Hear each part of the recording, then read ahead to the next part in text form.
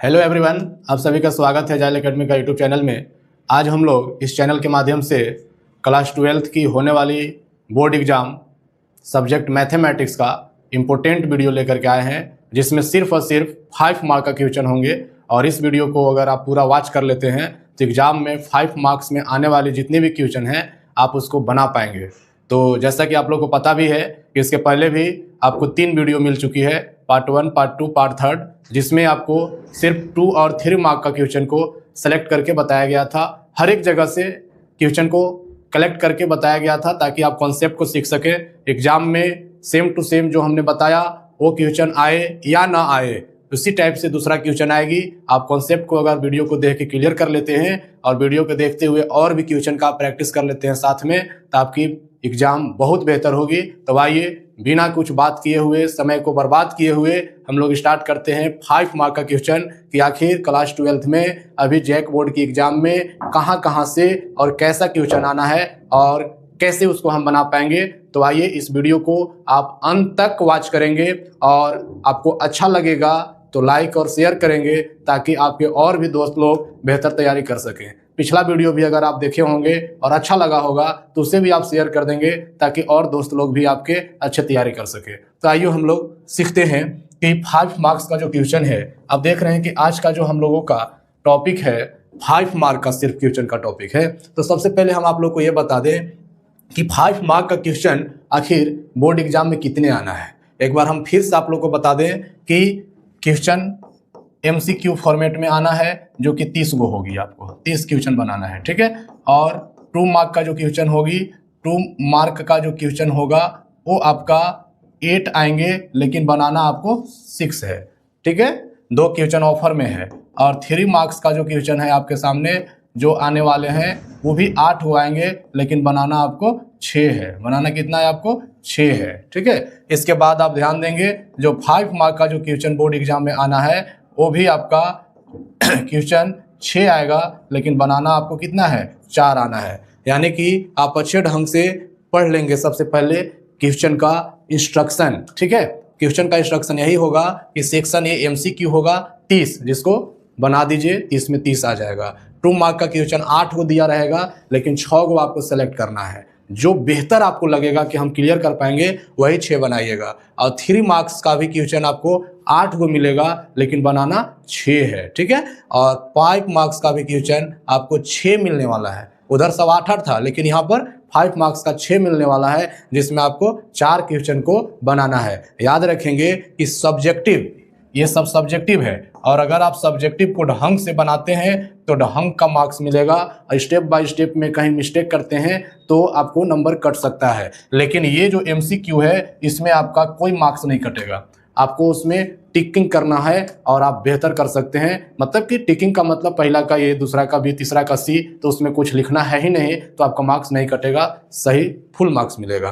तो इसका जो सब्जेक्टिव आप देख पा रहे हैं सब में 2-2 क्वेश्चन एक्स्ट्रा है, ऑफर में है, समझिए। अगर आपका इंटीग्रेशन वाला क्वेश्चन लग रहा है कि हम नहीं बना पाएंगे तो उसको छोड़ के दूसरा बना लीजिए। तो ये बहुत ही बेहतर पैटर्न है अच्छे मार्क्स लाने के लिए। आप चाहें तो अच्छा मार्क्स ला सकते हैं, इस पैटर्न को ध्यान में रखिएगा। आइए हम आपको बताते हैं कि 5 मार्क का क्वेश्चन एग्जाम में कहां से आने वाला है और कैसे आने वाला है। एकदम निश्चित 100% वही क्वेश्चन आएगा जो अभी मैं बोलने वाला हूं। देखिए कहां से आएगा। 5 मार्क्स का जो क्वेश्चन है आपका, मैं यहाँ पे आपको समझाने का प्रयास कर रहा हूँ कहाँ से क्वेश्चन आने हैं। देखिए 5 मार्क्स का जो फर्स्ट क्वेश्चन होगा वो आपका सॉल्व करने के लिए आएगा लीनियर इक्वेशन का, है ना, लीनियर इक्वेशन का, वो भी मैट्रिक्स मेथड से।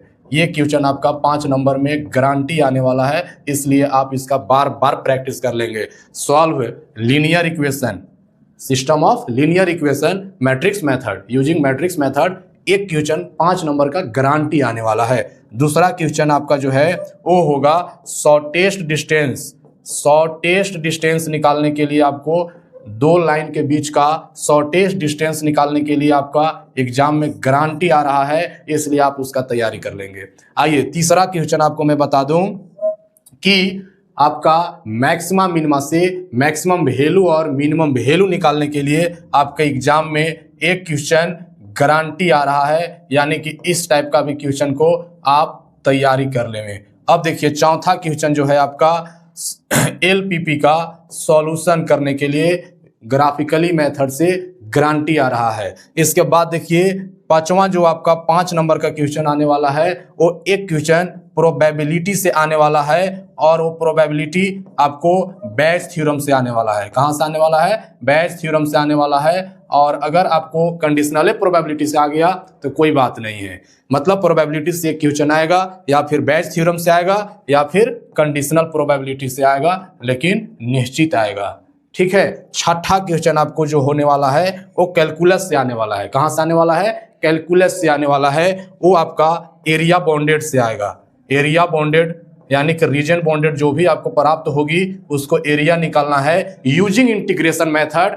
गारंटी आने वाला है। और नहीं तो इसके जगह पर इंटीग्रेशन आ सकता है पार्शियल फ्रैक्शन का यूज करके, डिफिनिट इंटीग्रल का 0 से π/2 वाला प्रॉपर्टीज का यूज करके।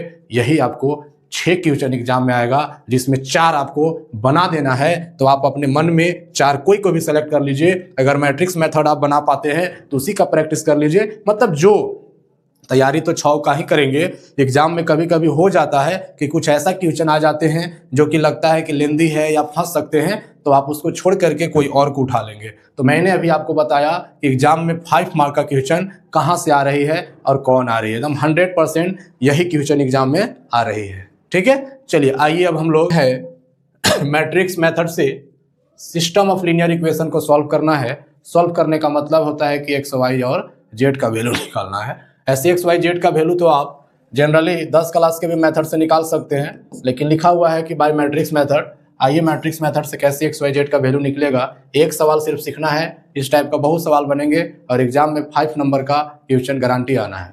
तो आइए देख लेंगे। सबसे पहले जब इस तरीका का क्वेश्चन आए तो इसको मैट्रिक्स में कंसीडर कर लीजिए। Consider the matrix A equal to,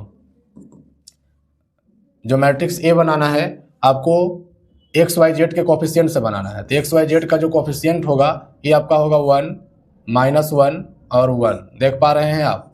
या देखिए एक्स का बगल में 1 है, वाई के बगल में 1 है, जेड के बगल में 1 है ना। तो हम लोग उसका कोफिशिएंट को ले लेंगे और ये अगला इक्वेशन से तो दूसरा रो तैयार होगा 2, 1, -3। तीसरा से जब हम लोग लेंगे तो 1, 1, 1। चलिए अगला मैट्रिक्स आपको बनाना है बी, जो कि सभी इक्वेशन का रिजल्ट से बनाना है या कांस्टेंट टर्म से बनाना है, यानी कि 4, 0 और 2 हो जाएगा। अब देख रहे हैं कि इस इक्वेशन में 4 है, इसमें 0 है, इसमें 2 है। और एक मैट्रिक्स बनाना है वेरिएबल से, जिसको हम लोग बोलेंगे एक्स वाई और जेड। इस तरीका से मैट्रिक्स को तैयार कर लेना है। तैयार करने के बाद आपको क्या करना है ये कैसे पता चलेगा, तो आइए इसको आप पहले समझिएगा। तो समझने से आपको ये पता चलेगा कि जैसा इक्वेशन दिया हुआ है वैसी मैट्रिक्स को अगर कंसीडर करके लिखते हैं तो ऐसे लिखा जाएगा। देखिएगा ए एक्स बराबर बी, ऐसे ना लिखा जाएगा। तो ए एक्स बराबर बी होगा तो एक्स बराबर आपको जो है ए का इन्वर्स इंटू बी हो जाएगा।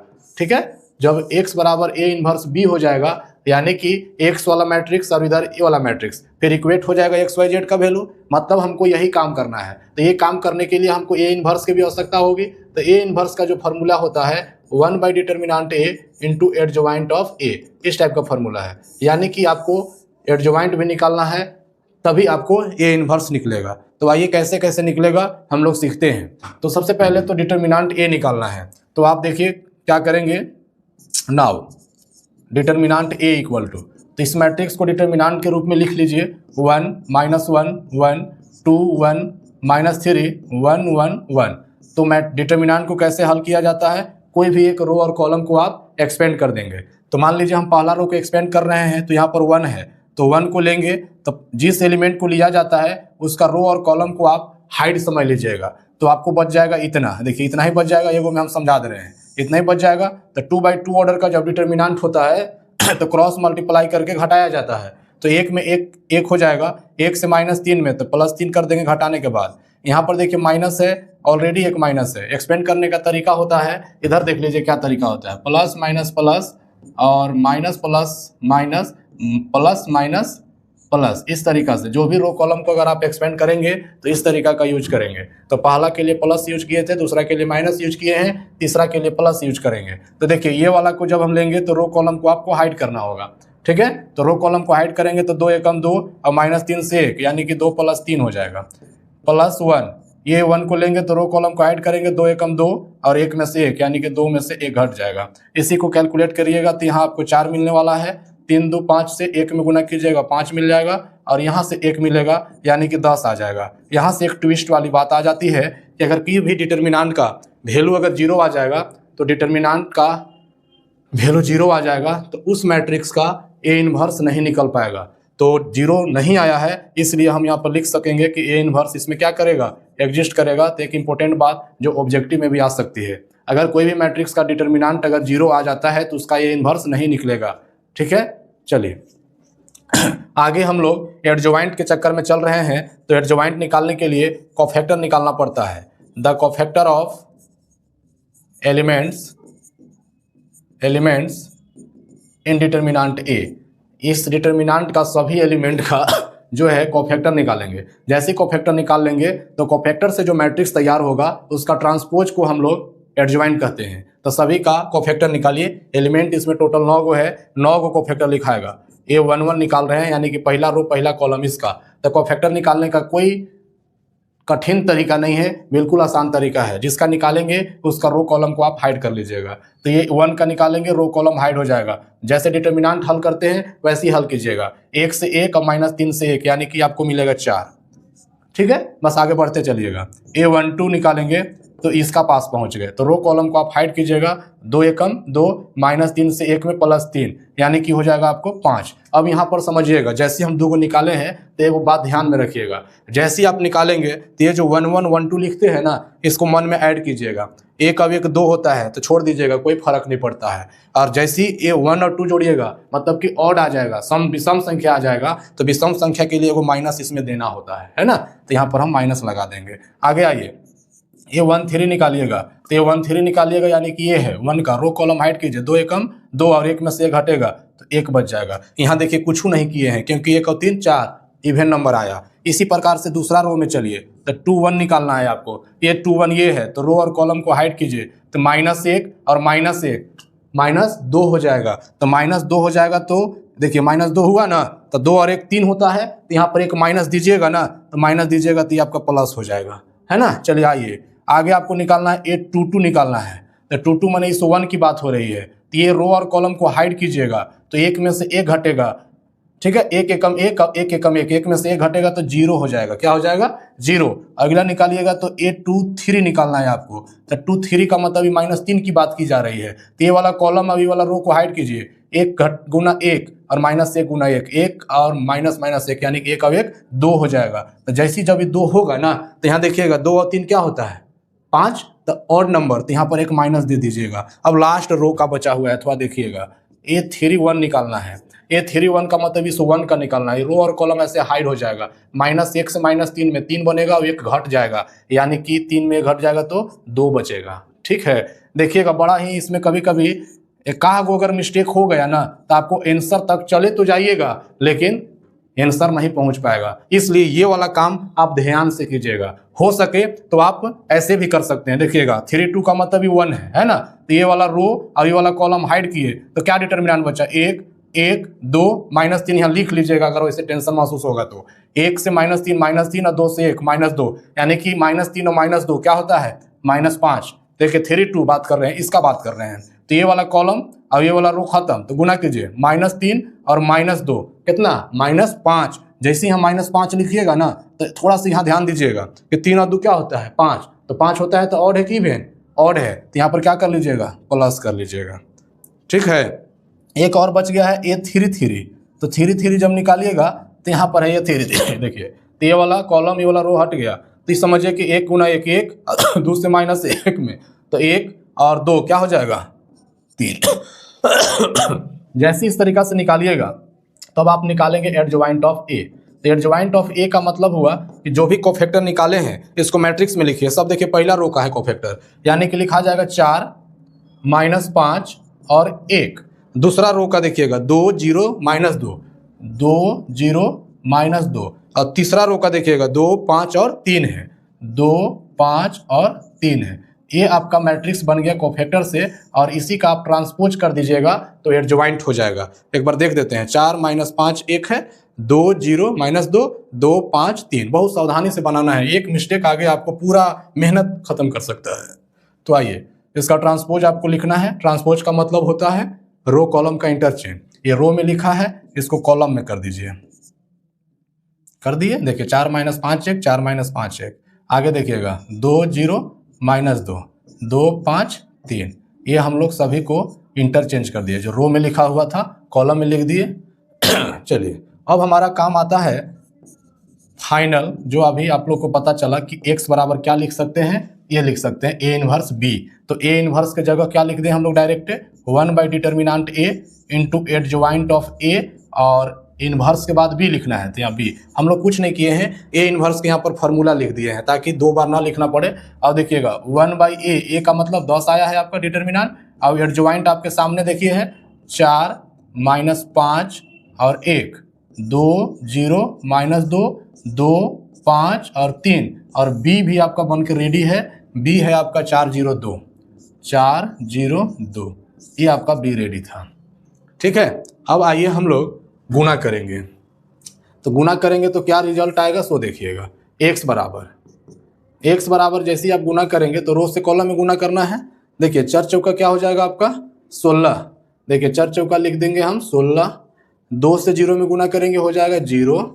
अब देखिए 2 से 2 में गुना करेंगे हो जाएगा आपका 4। अब देखिए पहला रो से पहला कॉलम हो गया, अगर और कॉलम होता तो अब आगे जाते। अब दूसरा रो को उठाइए 5 से 4 में तो माइनस हो जाएगा 20। 0 से 0 में ये हो जाएगा 0। अब आगे देखिएगा 5 से 2 में 5 दूनी की 10। अब अगला गुना करिए पर तीसरा रो से, ये हो गया आपका 4 1 से 4 में, और -2 से 0 में ये हो गया आपका 0। और यहाँ देखिएगा 3 दूनी की 6, और बगल में 1/10 आपका है तो 1/10 यहाँ पर हम लिख देते हैं। चलिए अब इसको कुछ नहीं करना है, आप थोड़ा सा और इसको आगे बढ़ाइए। देखिए 1/10 है, और यहाँ 16 और 4 20 हो जाएगा। यहाँ -20 में 10 -10 हो जाएगा, और 6 और 4 10 हो जाएगा। अब यहाँ से कट करके क्या निकलेगा, जब 10 से भागा लगेगा इस मैट्रिक्स में तो 2 हो जाएगा, -1 हो जाएगा, और यहाँ 1 हो जाएगा। और ये जो एक साथ में चल रहा था x y z के बराबर चल रहा था, जब दो मैट्रिक्स के बीच में इक्वल का साइन लग जाए तो करस्पॉन्डिंग एलिमेंट इक्वल हो जाता है। यानी कि x के जगह 2 दिख रहा है, y के जगह -1 दिख रहा है, और z के जगह 1 दिख रहा है। इस प्रकार से आप बनाएंगे। हमने समय लिया है, आपसे समय नहीं लगेगा क्योंकि आपको खुद बनाना है, और हम आपको बताते हुए बनाए हैं तो इसमें लग रहा हो कि ज़्यादा समय लिया है। बस सावधानी रखिएगा इस जगह पे, बाकी आपको थोड़ा सा भी दिक्कत नहीं होगा। ये ऐसा क्वेश्चन है कि आप बना लिए तो एग्जाम में ही सेटिस्फाई हो जाइएगा कि मैं सही बनाया कि गलत बनाया। ये 2 1 और z का एक जो भी वैल्यू है यहाँ रखिएगा, सेटिस्फाई होनी चाहिए। देखिए x के जगह 2, y के जगह -1 और z के जगह 1, तो -1 का भी कट गया, 2 बराबर 2 आ गया कि नहीं। तो इस प्रकार से आप 1-2 क्वेश्चन और अपने से बना लीजिएगा। आपको एग्जाम तैयारी करना है तो आपके पास क्वेश्चन तो होंगे ही। तो हमने कॉन्सेप्ट को बता दिया, आप खुद प्रैक्टिस कर लेंगे। और आइए हम लोग नेक्स्ट क्वेश्चन देखते हैं। देखिए मैट्रिक्स मेथड से सवाल आएगी, इस प्रकार से आपको बना लेनी है। एक सवाल और है, कभी कभी क्वेश्चन एग्जाम में मैट्रिक्स मेथड वाला ही इस टाइप का आ जाता है, और बच्चे जो है कि परेशान हो जाते हैं क्योंकि दिमाग पर तो बैठा लेते हैं कि ऐसा ही क्वेश्चन आना ही है, और थोड़ा सा उस क्वेश्चन में ऐसा लिख दिया जाता है तो सोचता है कि कभी हमने ऐसा बनाया ही नहीं। आइए ये भी क्वेश्चन सेम टू सेम ऐसे ही बनेगा, आप इसको खुद भी चाहे तो बना सकते हैं। देखिए क्या कह रहा है कि एक डिटर्मिनेंट मैट्रिक्स दिया हुआ है और आपसे कहता है कि ए इनवर्स निकालो। तो आपको सबसे पहला काम है कि ए इनवर्स निकालेंगे। जैसे ही ए इनवर्स निकाल लेंगे तो कहता है कि ए इनवर्स को solve the system of using, A inverse का यूज करके आपको इस सिस्टम ऑफ लीनियर इक्वेशन को सॉल्व करना है। आइए कितना आसानी से बनाएंगे, आपको हम इसको प्रोसेस बता देते हैं, आप खुद बना लीजिएगा क्योंकि कल ही के डेट में एग्जाम है। तो आइए क्या करना है, आप बना भी सकते हैं। आपको तो सबसे पहले ए इनवर्स निकालना है। तो जब मैट्रिक्स दिया हुआ है तो आप ए इनवर्स नहीं निकाल सकते हैं, आराम से निकाल सकते हैं। यहाँ देखिए आपके पास डिटर्मिनेंट ए कीजिएगा, डिटर्मिनेंट ए कीजिएगा। तो डिटर्मिनेंट ए आपका क्या दिया हुआ है, 2 3 1 -3 5 2 -4 1 -2, यही दिया हुआ है। आप यहां से फाइंड करिएगा ए इनवर्स। ए इनवर्स निकालने के लिए अभी तुरंत फार्मूला आपको बताए थे, क्या बताए थे, 1 determinant A into adjoint of A. तो आप क्या बना सकते हैं, ए इनवर्स निकाल लीजिएगा। यहां से आपको क्या करना है, ए इनवर्स निकालना है। ठीक है, जैसी ए इनवर्स आप निकाल लेंगे फाइंड, ए इनवर्स निकाल लीजिएगा इस फार्मूला से। थोड़ा ध्यान से मेरी बात को सुनिएगा, काम कीजिएगा, जरूर बन जाएगा। अपने से बनाइएगा ना तो एग्जाम में गारंटी बन जाएगा। चलिए, तो डिटर्मिनेंट ए आपको दे दिया, ए इनवर्स निकालना है, मैट्रिक्स भी दिया हुआ है। जैसे ही ए इनवर्स आएगा तो यहाँ आपका तो आंसर हो जाएगा, पहला आंसर। अब दूसरा कहता है कि ई वाला इक्वेशन का एक्स वाई जेड बताइए। बहुत आसान ना हो गया भाई। देखिए ये इक्वेशन को थोड़ा ध्यान से देखिए ना, ये क्या है, 2 - 3 5, 2 - 3 5 है क्या, 3 2 4, 3 2 -4 है क्या। देखिए तो 1 1 - 2, 1 1 - 2 है क्या। तो यही चीज को हम जब इसको मैट्रिक्स में कंसीडर करते थे जब मैट्रिक्स फॉर्म में, तो क्या इसका काम करते थे, यही करते थे कि x बराबर b होगा, तो x बराबर क्या हो जाएगा, a इनवर्स b। तो x के जगह आपका x y z, और a इनवर्स के जगह तो a इनवर्स आप यहाँ निकालिएगा ना, उसी को यूज करना है। देखिए कहा है कि नहीं कि ये वाला a इनवर्स को इसमें यूज कर लीजिएगा, और b आपके सामने है भाई। देखिए b दिया हुआ है 11 - 5 और -3, 11 - 5 और -3। आप इसको गुना करिएगा, एक्स वाई जेड का वैल्यू आप आसानी से निकाल पाइएगा।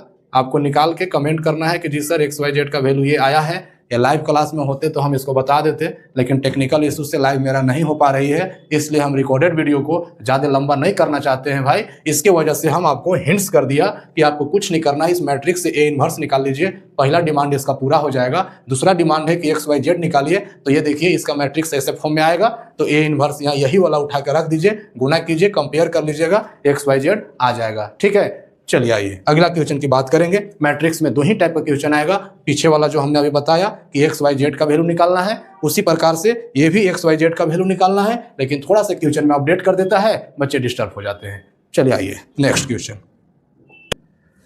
क्वेश्चन जैसा कि आपको हम शुरू में बताए थे कि मैक्सिमम मिनिमा से है, तो मैक्सिमम मिनिमा का क्वेश्चन गारंटी 5 नंबर का एक आना है। तो आइए हम एक क्वेश्चन के माध्यम से आपको इसका पूरा कॉन्सेप्ट बता देता हूँ। आपका एग्जाम में अगर ये क्वेश्चन आया तो बहुत अच्छा, और नहीं भी आया, एक क्वेश्चन दूसरा भी आया तो आप कॉन्सेप्ट को समझ लीजिएगा, बन जाएगा। आइए देखते हैं क्या कॉन्सेप्ट है इसको निकालने के लिए। सॉल्यूशन देखिए कैसे बनाते हैं, स्टेप बाय स्टेप समझिएगा, आपका भी काम हो जाएगा।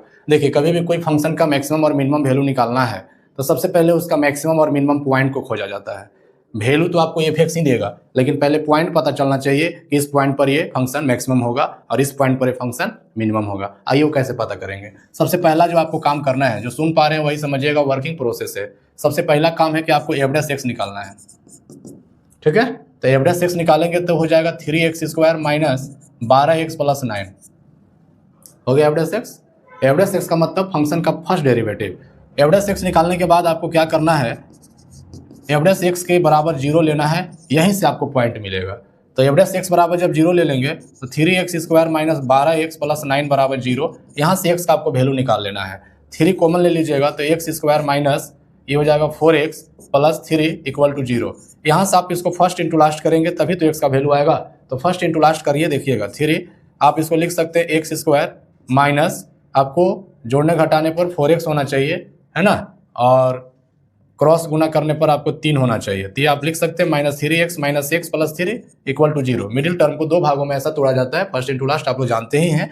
तो ये हो गया -4x और गुना करेंगे 3x²। इसका जो फैक्टराइज का फाइनल फॉर्म होगा तो एक होगा x - 3 और एक होगा x - 1, ऐसा होगा। कैसे, है ना। अब देखिएगा, अब कुछ नहीं है, ये 3 तो आपको शुरू से आ रहा है, वहाँ भी 0 हो जाता, यानी कि सबके बराबर 0 करिएगा तो x बराबर 3 मिलेगा और एक x बराबर 1 मिलेगा। और यही जो पॉइंट होंगे ना, these are the point of maximum and minimum, maximum और मिनिमम, इसी में से कोई पॉइंट मैक्सिमम होगा और कोई पॉइंट मिनिमम होगा। तो कोई भी फंक्शन का मैक्सिमम मिनिमम का अगर वर्क करना है तो सबसे पहले आप उसका एवरेज एक्स को निकाल लेंगे और उतना बराबर 0 करके आप एक्स का वैल्यू निकालेंगे। जो भी एक्स बराबर आएंगे वो सभी पॉइंट होंगे और वही में से कोई पॉइंट मैक्सिमम पॉइंट होंगे और कोई पॉइंट मिनिमम पॉइंट होंगे। जब पॉइंट आपको मिल जाएगा तब ये चेक करना है कि कौन सा पॉइंट आपका मैक्सिमम है और कौन सा पॉइंट मिनिमम है। उसके लिए आप सेकेंड डेरिवेटिव का काम करेंगे। तो सेकेंड डेरिवेटिव आप ध्यान देंगे, f'(x) आपको निकालना होगा। तो f'(x) का मतलब है कि एवरेज एक्स आपके पास निकला हुआ है, इसी को एक बार और डेरिवेटिव करना है। तो 3x² को बोलेंगे 6x और -12x का डेरिवेटिव हो जाएगा 12। अब आपको पॉइंट को इसी में चेक करना है। देखिए कैसे, सबसे पहला जो आपके सामने पॉइंट है व्हेन x = आपका 1 है। देखिए x = 1 है, जब x = 1 होगा देन तो f'(1) क्या होगा ये समझना है। तो डबल डैश में x की जगह 1 रखेंगे तो 6 में से 12 -6 हो जाएगा, यानी कि 0 से छोटा है। जब F double dash this point अगर 0 से छोटा हो गया तो उसको मैक्सिमम पॉइंट कहते हैं हम लोग। यानी कि पता चल गया कि x बराबर 1 is the maximum point. x बराबर 1 कैसा पॉइंट है आपका? मैक्सिमम पॉइंट है। आगे देखिए अगला काम अगर आप करेंगे व्हेन x बराबर 3 है आपके पास, तो जब आप 3 रखेंगे x बराबर, देन एफ डबल डैश 3 आपका क्या होगा? तो देखिए यहाँ पर 6 18 में 12 6 बचेगा, यानी कि 0 से बड़ा है। जब 0 से बड़ा होता है तो उस पॉइंट को हम लोग मिनिमम कहते हैं। x बराबर 3 इज द मिनिमम पॉइंट। कैसा पॉइंट है ये? Minimum point. x बराबर 3 कैसा पॉइंट है? Minimum point. जैसे ही आपको पॉइंट पता चल जाएगा तो वैल्यू मिल जाएगा। देखिएगा हेंस आपको क्या निकालना था? Maximum value. क्या निकालना था? Maximum value. तो मैक्सिमम वैल्यू आपको हो जाएगा इक्वल टू, मैक्सिमम पॉइंट आपका 1 है तो f1 हो जाएगा। वैल्यू आपको फंक्शन ही देता है, पता चला कि 1 पर मैक्सिमम आएगा तो 1 आप ले जा करके फंक्शन में रख देंगे। तो जैसे ही आप 1 वहाँ पर रखेंगे फंक्शन में, तो देखिए क्या है, 1 का क्यूब 6 गुना 1 का स्क्वायर प्लस 9 गुना 1 प्लस 15, 1 रख दिए हम लोग। इसका जो फाइनल रिजल्ट होगा 1 - 6 प्लस 9 प्लस 15, प्लस वाला को जोड़ दीजिए, 9 1 10 25 है ना, 25 में 6 घटेगा, आपको बच जाएगा 19 जो है आप इसका मैक्सिमम वैल्यू होगा। उसी प्रकार से मिनिमम वैल्यू क्या होगा इसका? तो मिनिमम पॉइंट आपको अभी तुरंत पता चला है, तो मिनिमम पॉइंट आपको 3 पता चला है, तो 3 पर इसका जो वैल्यू होगा मिनिमम होगा। 3 आप ले जा करके उसमें रख देंगे, ये हो जाएगा 3 का क्यूब माइनस 6 × 3 का स्क्वायर प्लस 9 × 3 प्लस 15। इसी को आप हल कर देंगे, आ जाएगा 3 × 9 = 27 माइनस 3 × 9 = 54 प्लस 9 × 27 प्लस 15। 27 और 27 54 मिलकर इसको खा जाएगा, बचेगा 15। ये आपका हो गया मिनिमम वैल्यू और ये हो गया maximum value. Maximum value at a point 1, minimum value at a point 3। तो आप ध्यान देंगे कोई भी क्वेश्चन का अगर आपको मैक्सिमम और मिनिमम निकालना है कोई भी फंक्शन का, तो वर्किंग रूल यही है कि सबसे पहला काम आपको फाइंड करना है f'(x), जैसा कि आप देख पा रहे हैं हमने किया है। चलिए दूसरा काम आपको करना है सॉल्व। क्या सॉल्व करना है? f'(x) बराबर 0 लेकर के आपको सॉल्व करना है, ठीक है। और सॉल्व जैसे कीजिएगा तो x बराबर कुछ ना कुछ मिलेगा, ABCD जो भी आपको मिलेगा। तो ये सब जो पॉइंट होंगे, ये सब क्या होंगे? पॉइंट। यही सब जो पॉइंट्स हैं, कोई मैक्सिमम पॉइंट होंगे और कोई मिनिमम पॉइंट होंगे। और ये सभी पॉइंट को आपको चेक करना है, किस में? f'(x) में। फाइंड कीजिएगा f'(x) और इसके बाद आपको रिजल्ट होगा f'' में। मान लीजिए कि कोई पॉइंट आपका मान लीजिए कि x बराबर c दिया है, तो c पर चेक करेंगे तो 0 से छोटा आ जाएगा, तो 0 से छोटा हो जाएगा तो c आपका जो होगा मैक्सिमम पॉइंट होगा। और c रखने पर अगर आपको 0 से बड़ा आ गया, मतलब कि प्लस में आ गया, तो c आपका क्या होगा? मिनिमम पॉइंट होगा। ये आप ध्यान रखेंगे। अगर कभी c रखने पर 0 आ जाएगा तो ना ही वो मैक्सिमम पॉइंट है और ना मिनिमम पॉइंट है, वो आपको इन्फ्लेक्शन पॉइंट कहलाता है, जहां आपको यहाँ टेंशन नहीं लेना है, ये नहीं आएगा। तो आप ध्यान दीजिएगा, वर्किंग रूल का ध्यान दीजिएगा। यही वर्किंग रूल पर ये 5 नंबर का मैक्सिमम मिनिमा का क्वेश्चन मैं आपको बताया हूँ। कोई भी क्वेश्चन मैक्सिमम मिनिमा आपके सामने आता है तो सबसे पहले f'(x) को फाइंड करेंगे, f'(x) बराबर 0 लेके x का वैल्यू निकालेंगे, और वही सब पॉइंट जो है कोई मैक्सिमम पॉइंट होगा और कोई मिनिमम पॉइंट होगा। जैसे पॉइंट क्लियर हुआ कौन मैक्सिमम कौन मिनिमम, तो वैल्यू आपको f(x) दे देगा, ठीक है। तो आप ऐसा क्वेश्चन अपने से कुछ प्रैक्टिस करके जाइएगा ताकि आप एग्जाम में बना सके। आइए अगला क्वेश्चन मैक्सिमम मिनिमा से ही है। तो मैक्सिमम मिनिमा में कभी देखिए बनाना वैसे ही है, लेकिन थोड़ा सा चेंज करके एग्जाम में आ जाता है, बच्चे डिस्टर्ब हो जाते हैं, करे भाई ऐसा सवाल तो हम लोगों ने देखा ही नहीं, प्रैक्टिस किया ही नहीं। एकदम टेंशन नहीं लेना है, जैसे मैक्सिमम वैल्यू मिनिमम वैल्यू हम लोगों ने निकाला था वैसे ही इसका भी निकलेगा। क्वेश्चन लिखा हुआ है फाइंड एब्सोल्यूट मैक्सिमम वैल्यू, ठीक है, absolute maximum value and minimum value छूट गया है, दोनों आपको निकालने के लिए देता है, और सिंगल भी देगा तो आप निकाल ही सकते हैं। तो एब्सोल्यूट मैक्सिमम और एब्सोल्यूट मिनिमम वैल्यू निकालना है एक फंक्शन का, और वो फंक्शन के साथ इंटरवल भी दिया है 1 से 5। जब इंटरवल दे देता है ना तो और आसान हो गया, आपको सेकेंड डेरिवेटिव करने की आवश्यकता नहीं पड़ेगी। आइए देखते हैं कैसे। पहला चीज़ अभी जस्ट आप लोग को वर्किंग रूल बताए हैं, क्या सिखाए हैं? f'(x) निकालने के लिए। तो f'(x) निकाल दीजिए ना, कैसे निकलेगा? 3 दूनी 6 x², 15 दूनी 30x प्लस 36, ये आपका एफ डैश एक्स आ गया। फिर मैं बताया था कि एफ डैश एक्स बराबर 0 करना है, तो एफ डैश एक्स बराबर 0 कर लीजिएगा। तो 6x² माइनस 30x प्लस 36 बराबर 0 है। आप यहाँ से 6 कॉमन ले लीजिए, x माइनस 5x प्लस 6 बराबर 0 हो जाएगा। और इसी का फर्स्ट इंटू लास्ट करेंगे तो x minus 2 into x minus 3 बराबर 0 होगा, और 6 उधर जाकर ऑलरेडी 0 हो गया, यानी कि x बराबर 2 आ गया और x बराबर 3 आ गया। बट देखिए, अगर ये इंटरवल नहीं दिया होता, सुनिएगा, अगर ये इंटरवल नहीं दिया होता तो हमारे पास 2 पॉइंट में से जज करना था कि कौन मैक्सिमम पॉइंट है और कौन मिनिमम पॉइंट है। लेकिन यहाँ पर इंटरवल दे दिया है 1 से 5 तक, तो इंटरवल में तो ये बिलोंग्स तो कर रहा है, लेकिन इसके अलावा आपका छूट जा रहा है, 1 छूट रहा है, 4 और 5 छूट रहा है। तो देखिएगा, अकॉर्डिंग टू इंटरवल जो आपको दिया है 1 से 5, इसके अनुसार x का वैल्यू आपका 1 होगा, है ना, x का वैल्यू 2 भी होगा, x का वैल्यू आपका 3 भी होगा, x का वैल्यू आपका 4 हो रहा है, x का वैल्यू आपका 5 भी हो रहा है नंबर लाइन पर, अगर हम लोग एक फिक्स नंबर को देखें तो।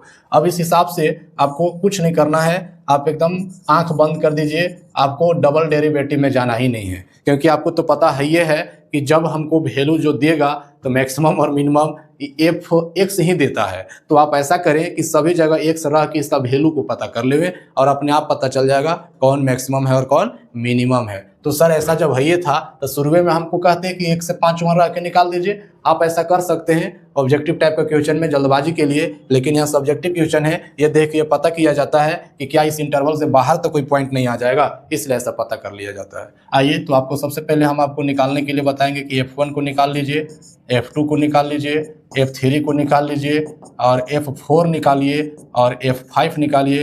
ये बिल्कुल 9th क्लास का बात आ गया। चलिए आइए, आप 1 रखिए इसमें, यहाँ देखिए, जब इसमें आप 1 रखिएगा तो क्या होगा, हम रख भी देते हैं 2 इंटू 1 का क्यूब माइनस 15 इंटू 1 का स्क्वायर प्लस 36 इंटू 1 प्लस 1, ठीक है ना। चलिए अब इसी को आप सॉल्व कर लेंगे, तो हम ज़्यादा समय नहीं देंगे, इसलिए यहाँ पर डायरेक्ट सोच के लिख दे रहे हैं क्या होगा। देखिए, तो आप थोड़ा देखिएगा, ये आपका 2 दे रहा है ना, और ये 15 दे रहा है, और ये आपका 36 ही देगा, और आगे प्लस 1 है। तो आप काम करेंगे तो देखिएगा, 36 और 2 38 और 1 37 है, 38 और 1 39 है ना। तो 39 में आपको ये 15 घटा लेना है, तो 24 बचेगा। ये कैलकुलेशन आप देख लीजिएगा, अगर हमसे मिस्टेक होगा तो आप प्रोसेस को तो देख ही रहे हैं, है ना। चलिए ध्यान देंगे, देख लीजिएगा, 36 2 38 से 39 से 15 घटेगा, 24 ही बचना चाहिए। आगे F2 रखना है, तो इसी में 2 इंटू 2 का क्यूब 15 इंटू 2 का स्क्वायर प्लस 36 इंटू 2 प्लस 1, तब क्या आएगा इसके बारे में देखिए। ये क्या है, 2 दूनी 4 दूनी 8 दूनी की 16, इधर हम कैलकुलेट कर रहे हैं, 16 हो गया। अब देखिए 2 दूनी की 4, तो 15 चौका 60 हो गया। अब आगे देखिएगा 36 दूनी 72 हो गया, और प्लस 1 है। अब इसका काम कर लीजिए आप, देखिए क्या हो जाएगा। थोड़ा हम लोग 60 में 72 पहले घटा लीजिए, छोट हो जाएगा तो मने मने जोड़ा जाएगा, 12 बचेगा, 12 और 16 28 और 1 29 हो जाएगा, ठीक ना। चलिए, यहाँ पर हम छेंच मेच नहीं कर रहे हैं, आप ध्यान दीजिएगा कि हम ऊपरे काम करके आपको बता दे रहे हैं, ठीक ना। चलिए ठीक, अब अगला जो निकालना है आपको, F3 निकालना है। 2 इंटू 3 का क्यूब 15 इंटू 3 का स्क्वायर प्लस 36 इंटू 3 प्लस 1 बराबर क्या होगा, इसको देख लीजिए। ती हो जाएगा 3 तिया 9 तिया 27 दूनी 54, देखिए यहाँ लिख दिए 54। आगे देखिएगा 3 तिया 9, 15 9 कितना होता है 135। चलिए आगे 36 तिया कितना होता है 108 प्लस 1। अब इसको घटाइएगा, क्या होगा, देखिए यहाँ ये आपका हो जाएगा 108 और 1 109। 109 में 54 जोड़ दीजिए तो कितना होगा, जल्दी बताइए। 109 में 54 अगर आप जोड़ते हैं तो 54 और 9 63, यानी कि 163 में 135 घटा देना है। 13 में 5 गया 8, और यहाँ बच गया आपका 5, 5 में 3 जाएगा 2, 28 बच रहा है। चलिए आइए आप F4 निकालिए, कैलकुलेशन वाला क्वेश्चन हो गया थोड़ा सा। 4 का ये क्यूब 15, 4 का स्क्वायर प्लस 36 गुने 4 प्लस 1, इसका कैलकुलेट करना क्या होगा। 4 चौका 16 तिया 4 चौका 16 चौका 64 और दूनी 128, पहला टर्म। आगे देखिए 4 चौका 16 में आपको 15 से गुना करना है, तो 16 × 5 = 80 है ना, और 16 में 15 से गुना करना है। 16 पच्चे 80 का 0 हो गया और 16 एकम 16 और 8 आपका 24 हो गया। चलिए आगे देखिए 36 चौका क्या होता है, 6 चौका 24, 4 तिया 12 और 2 14, 144 प्लस 1, इसको कैलकुलेट करना है आपको। तो कैलकुलेट करिएगा तो देखिए प्लस वाला को जोड़िएगा, 4 और 1 5 और 8 13 के 3, यहाँ देखिए 4 और 2 6 और 1 7 और 1 और 1 2, 273 में 240 घटा देना है आपको, तो ये आपका 33 आ जा रहा है। चलिए एक लास्ट बच गया है, चलिए 5 रखना है तो 2 इंटू 5 के पावर 3, 15 इंटू 5 के पावर 2 और 36 इंटू 5 प्लस 1 बराबर क्या होगा। आइए इसका भी कैलकुलेशन देख लीजिए। 50 25 25 125 दूनी 250, कितना हो रहा है 250, और 50 25 से 15 में गुना करना है तो 15 बच्चे आपका हो गया 75 के 5 है ना, और 15 दूनी 30 और 7 37। आगे आपका 36 बच्चे कितना होगा, 36 बच्चे लगता है कि 180 हो जाना चाहिए प्लस 1, प्लस वाला को ऐड कर लीजिए 1 0 0 तो 1 दे देगा, 8 5 13 के 3 हो जाएगा, 3 2 1 3 1 4, 431 में 375 घटाइए, 15 में 11 में 5 जाएगा 6, 12 में 7 जाएगा 5, यानी कि आ गया आपका 56। तो आप देख रहे हैं कि जो इंटरवल दिया था उसमें जितने भी हमारे पॉइंट निकले सबके साथ फंक्शन का वैल्यू हम लोग निकाल लिए। अब फाइनली जजमेंट है आपका, अब जज कर लीजिए सबसे मैक्सिमम वैल्यू इसमें आपको देखने से क्या मिल रहा है, 56 मिल रहा है। लिखेंगे मैक्सिमम वैल्यू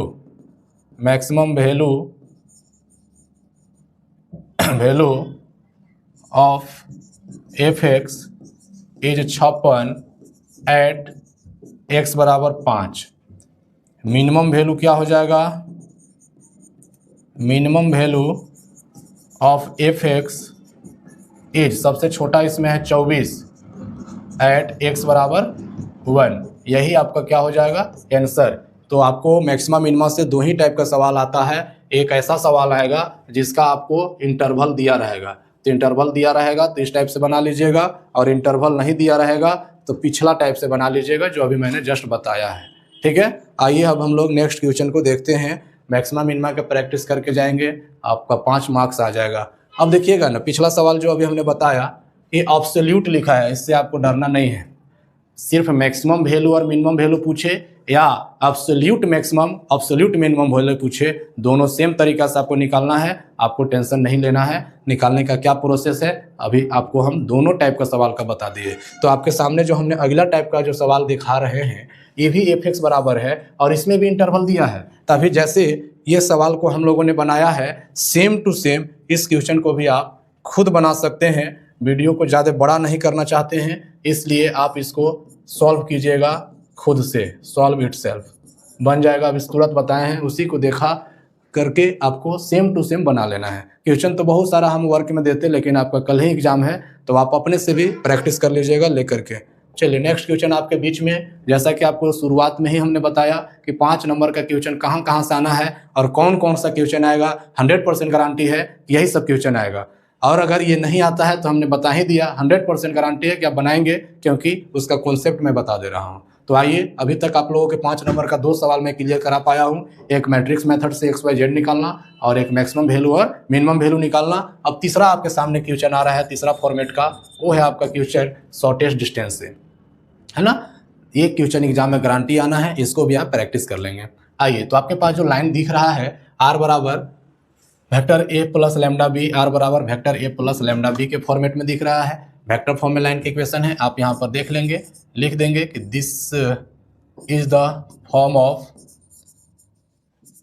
लाइन है r equal to a1 plus lambda b1 and vector r बराबर a2 plus mu b2। Vector form में लाइन का इक्वेशन ऐसा ही फॉर्म में होता है और आपका दिया हुआ है। आइए सबसे पहले हम चर्चा कर लें कि शॉर्टेस्ट डिस्टेंस में काम कैसे करना है सर, आखिर हम क्या करेंगे इस क्वेश्चन को आने के बाद। बिल्कुल आपका सोचना सही है, शॉर्टेस्ट डिस्टेंस के लिए आपको पहले नंबर तो जानना होगा कि आखिर कैसे फाइंड आउट करते हैं।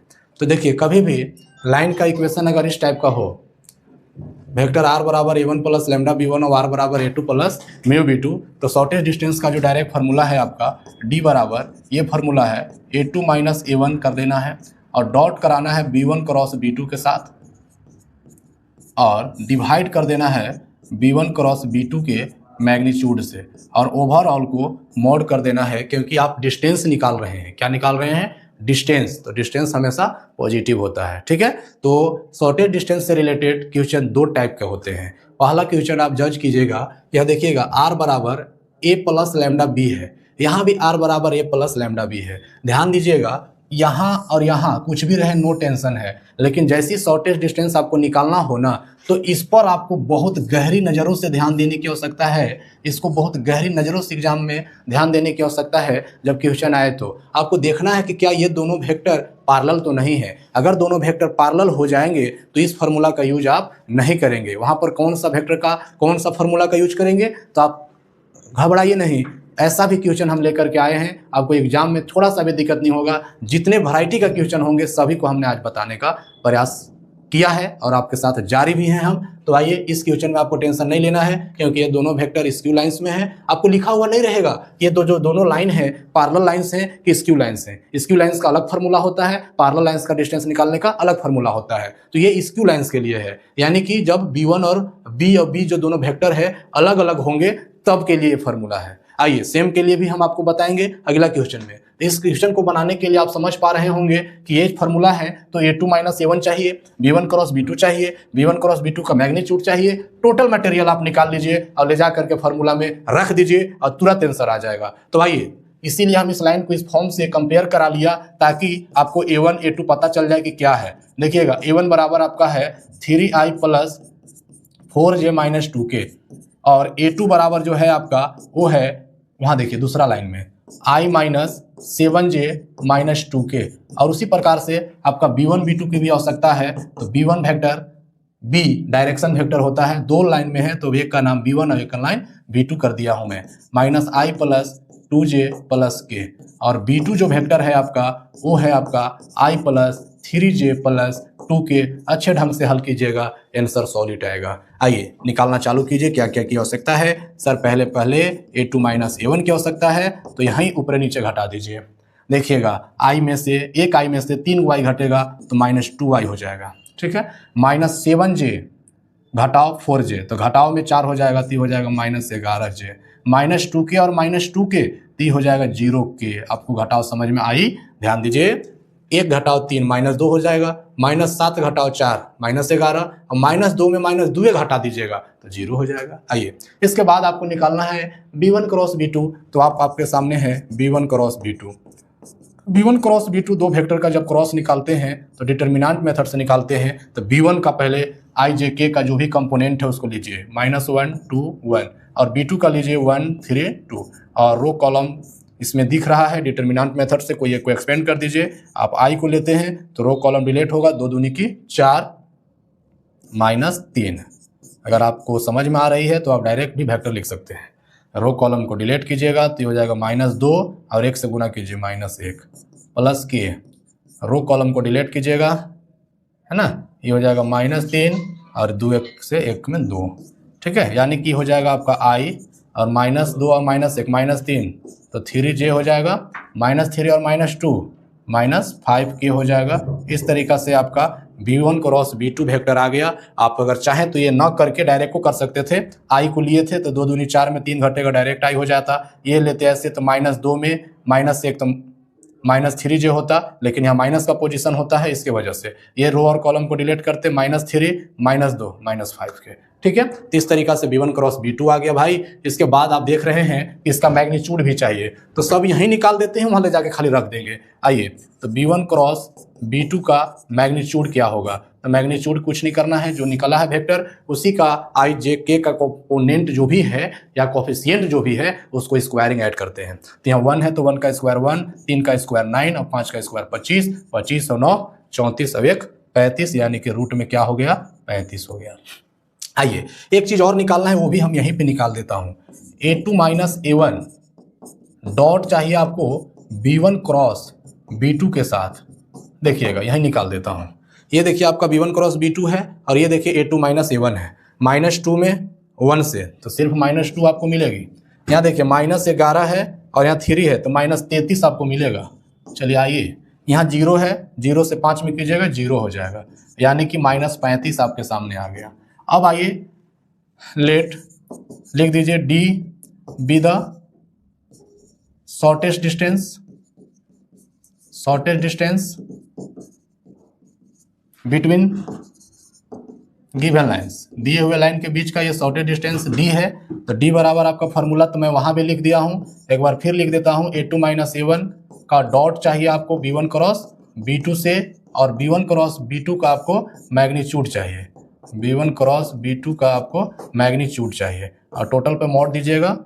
यहाँ आपका ये दोनों का आया है -35 और नीचे मैग्नीट्यूड आया है रूट में 35, मॉड में कर दीजिएगा, आंसर प्लस में देगा, यानी कि 35 बटा में रूट 35, इसी को काट दीजिएगा तो रूट 35 यूनिट्स आंसर आपका हो जाएगा। ठीक है, तो हम आशा करते हैं कि आप दो लाइन का शॉर्टेस्ट डिस्टेंस निकालने के लिए सीख गए होंगे। बस इस फार्मूला का आप यूज करेंगे, इस फार्मूला को ध्यान में रखेंगे। और जैसा कि हम लोग शुरू में बात कर रहे थे कि थोड़ा सा ध्यान देना पड़ता है कि दोनों लाइन स्क्यू हैं या दोनों लाइन पैरेलल हैं। अगर स्क्यू लाइन्स होंगे तो निश्चित रूप से इस फार्मूला का यूज कीजिएगा, बेहतर सॉल्यूशन कीजिएगा, स्ट्रिक्ट कैलकुलेशन कीजिएगा, आपको थोड़ा सा भी परेशानी का सामना नहीं करना पड़ेगा। ठीक है, तो आप इस पर 1-2 सवाल अपने से प्रैक्टिस कर लेंगे ताकि आपको एग्जाम में बेझिझक बनाने में परेशानी नहीं हो। ठीक है ना, तो इसी टाइप का 2-3 क्वेश्चन आप जरूर बना के एग्जाम में जाएंगे, गारंटी आने वाला है, और सिर्फ आपको बस यही काम करना है। चलिए हम आगे बढ़ते हैं, आपको हम अवगत करा देते हैं कि आप एग्जाम में मिस्टेक ना करें, क्योंकि शॉर्टेस्ट डिस्टेंस आप जानते हैं, मैक्सिमम मिनिमम आप जानते हैं, लेकिन वहां पर कभी क्वेश्चन अपडेट होकर के दूसरे टाइप में आ जाता है, आप वही सिस्टम को फॉलो कर देते हैं और आप फंस जाते हैं। जैसे अभी मेरे सामने जो सवाल है शॉर्टेस्ट डिस्टेंस निकालना है, पिछला सवाल का भी शॉर्टेस्ट डिस्टेंस निकालना था, अगर उसी के तरीका से इसको निकालेंगे ना तो आप गलत कर जाएंगे। अभी हमने बताया था ना कि पहला वाला को तो कोई टेंशन ही नहीं लेना है, इसके बारे में सोच में मत कीजिए आप, लेकिन इसको जरूर सोचिए, पहली दफा इसी को देखिए, क्या ये दोनों अलग अलग हैं, डिफरेंट हैं?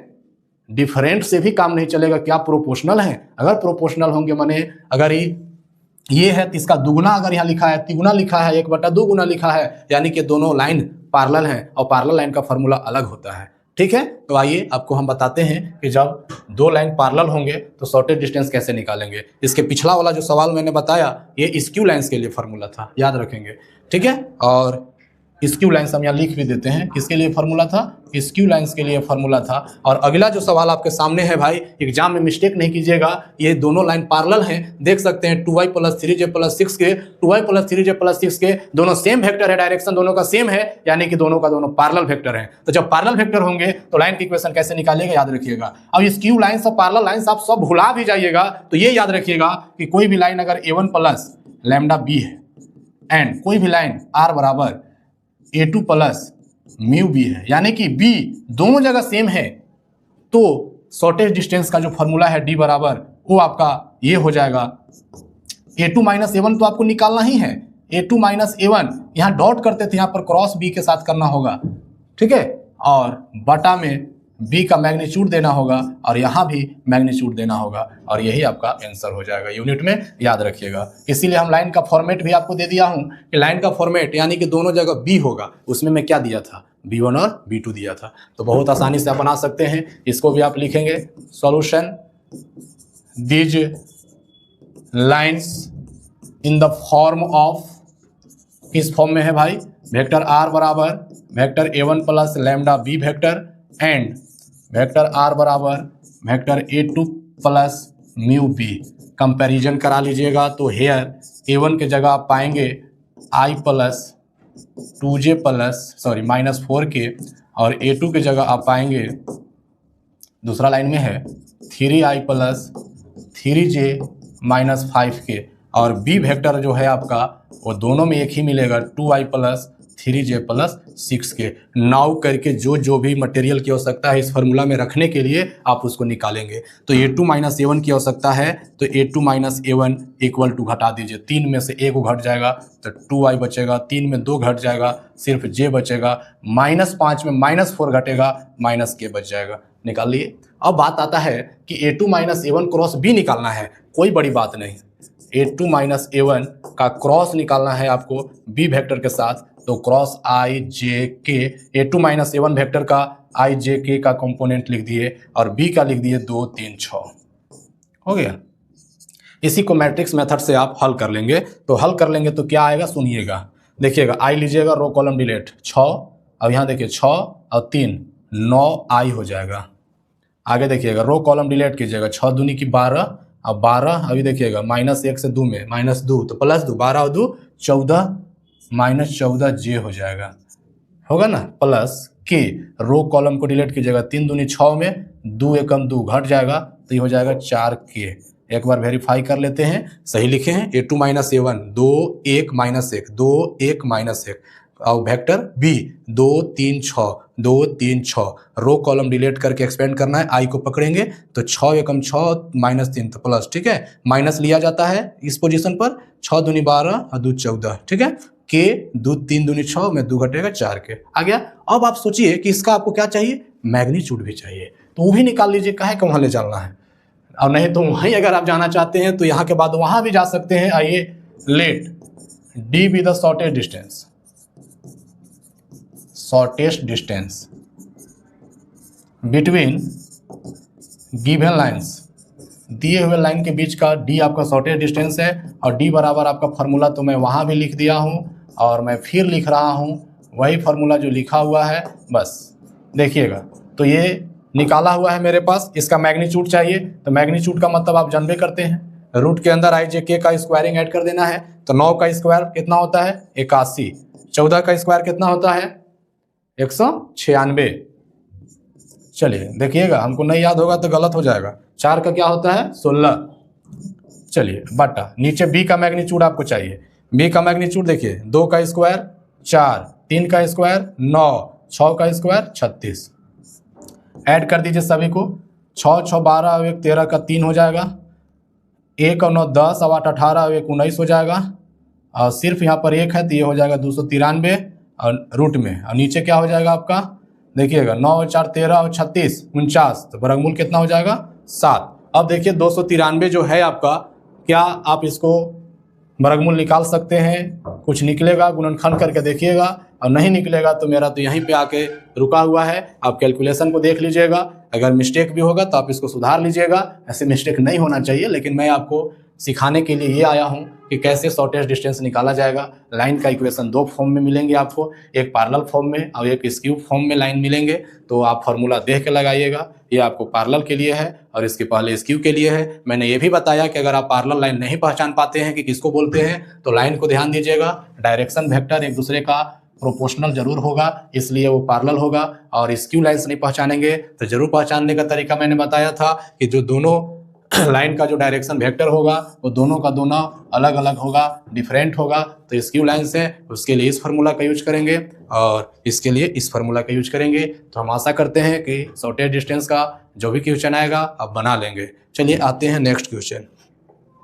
आइए, शॉर्टेस्ट डिस्टेंस का ही सवाल है, लेकिन ये वेक्टर फॉर्म में लाइन का इक्वेशन नहीं है, ये कार्टेशियन फॉर्म में लाइन का इक्वेशन है। तो मैं आपको आज बता दूं कि अगर आपका कार्टेशियन फॉर्म में भी लाइन का इक्वेशन है तो आप वेक्टर के जैसा आप निकाल सकते हैं, और नहीं तो कार्टेशियन के भी जैसा आप निकाल सकते हैं। आइए इस पर हम आपको सिर्फ चर्चा करेंगे, इसको हम बनाएंगे नहीं, ध्यान दीजिएगा। देखिएगा, given equation of lines may be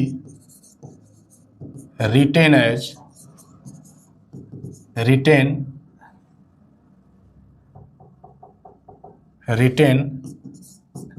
in vector form. इस इक्वेशन को ही हम वेक्टर फॉर्म में आपको लिख दे रहे हैं, टेंशन नहीं होगा। देखिएगा, जो पहला है कार्टेशियन फॉर्म, इसको वेक्टर फॉर्म में लिख सकते हैं। ए लिखा जाता है तो पासिंग थ्रू द पॉइंट का लिखा जाता है, तो i + 2j + 2k plus lambda, vector B direction से लिखा जाता है, तो डायरेक्शन है इसका 1 - 3 2, तो उसका पोजीशन वेक्टर आपको बनाने आता है, ऐसे बना लीजिएगा।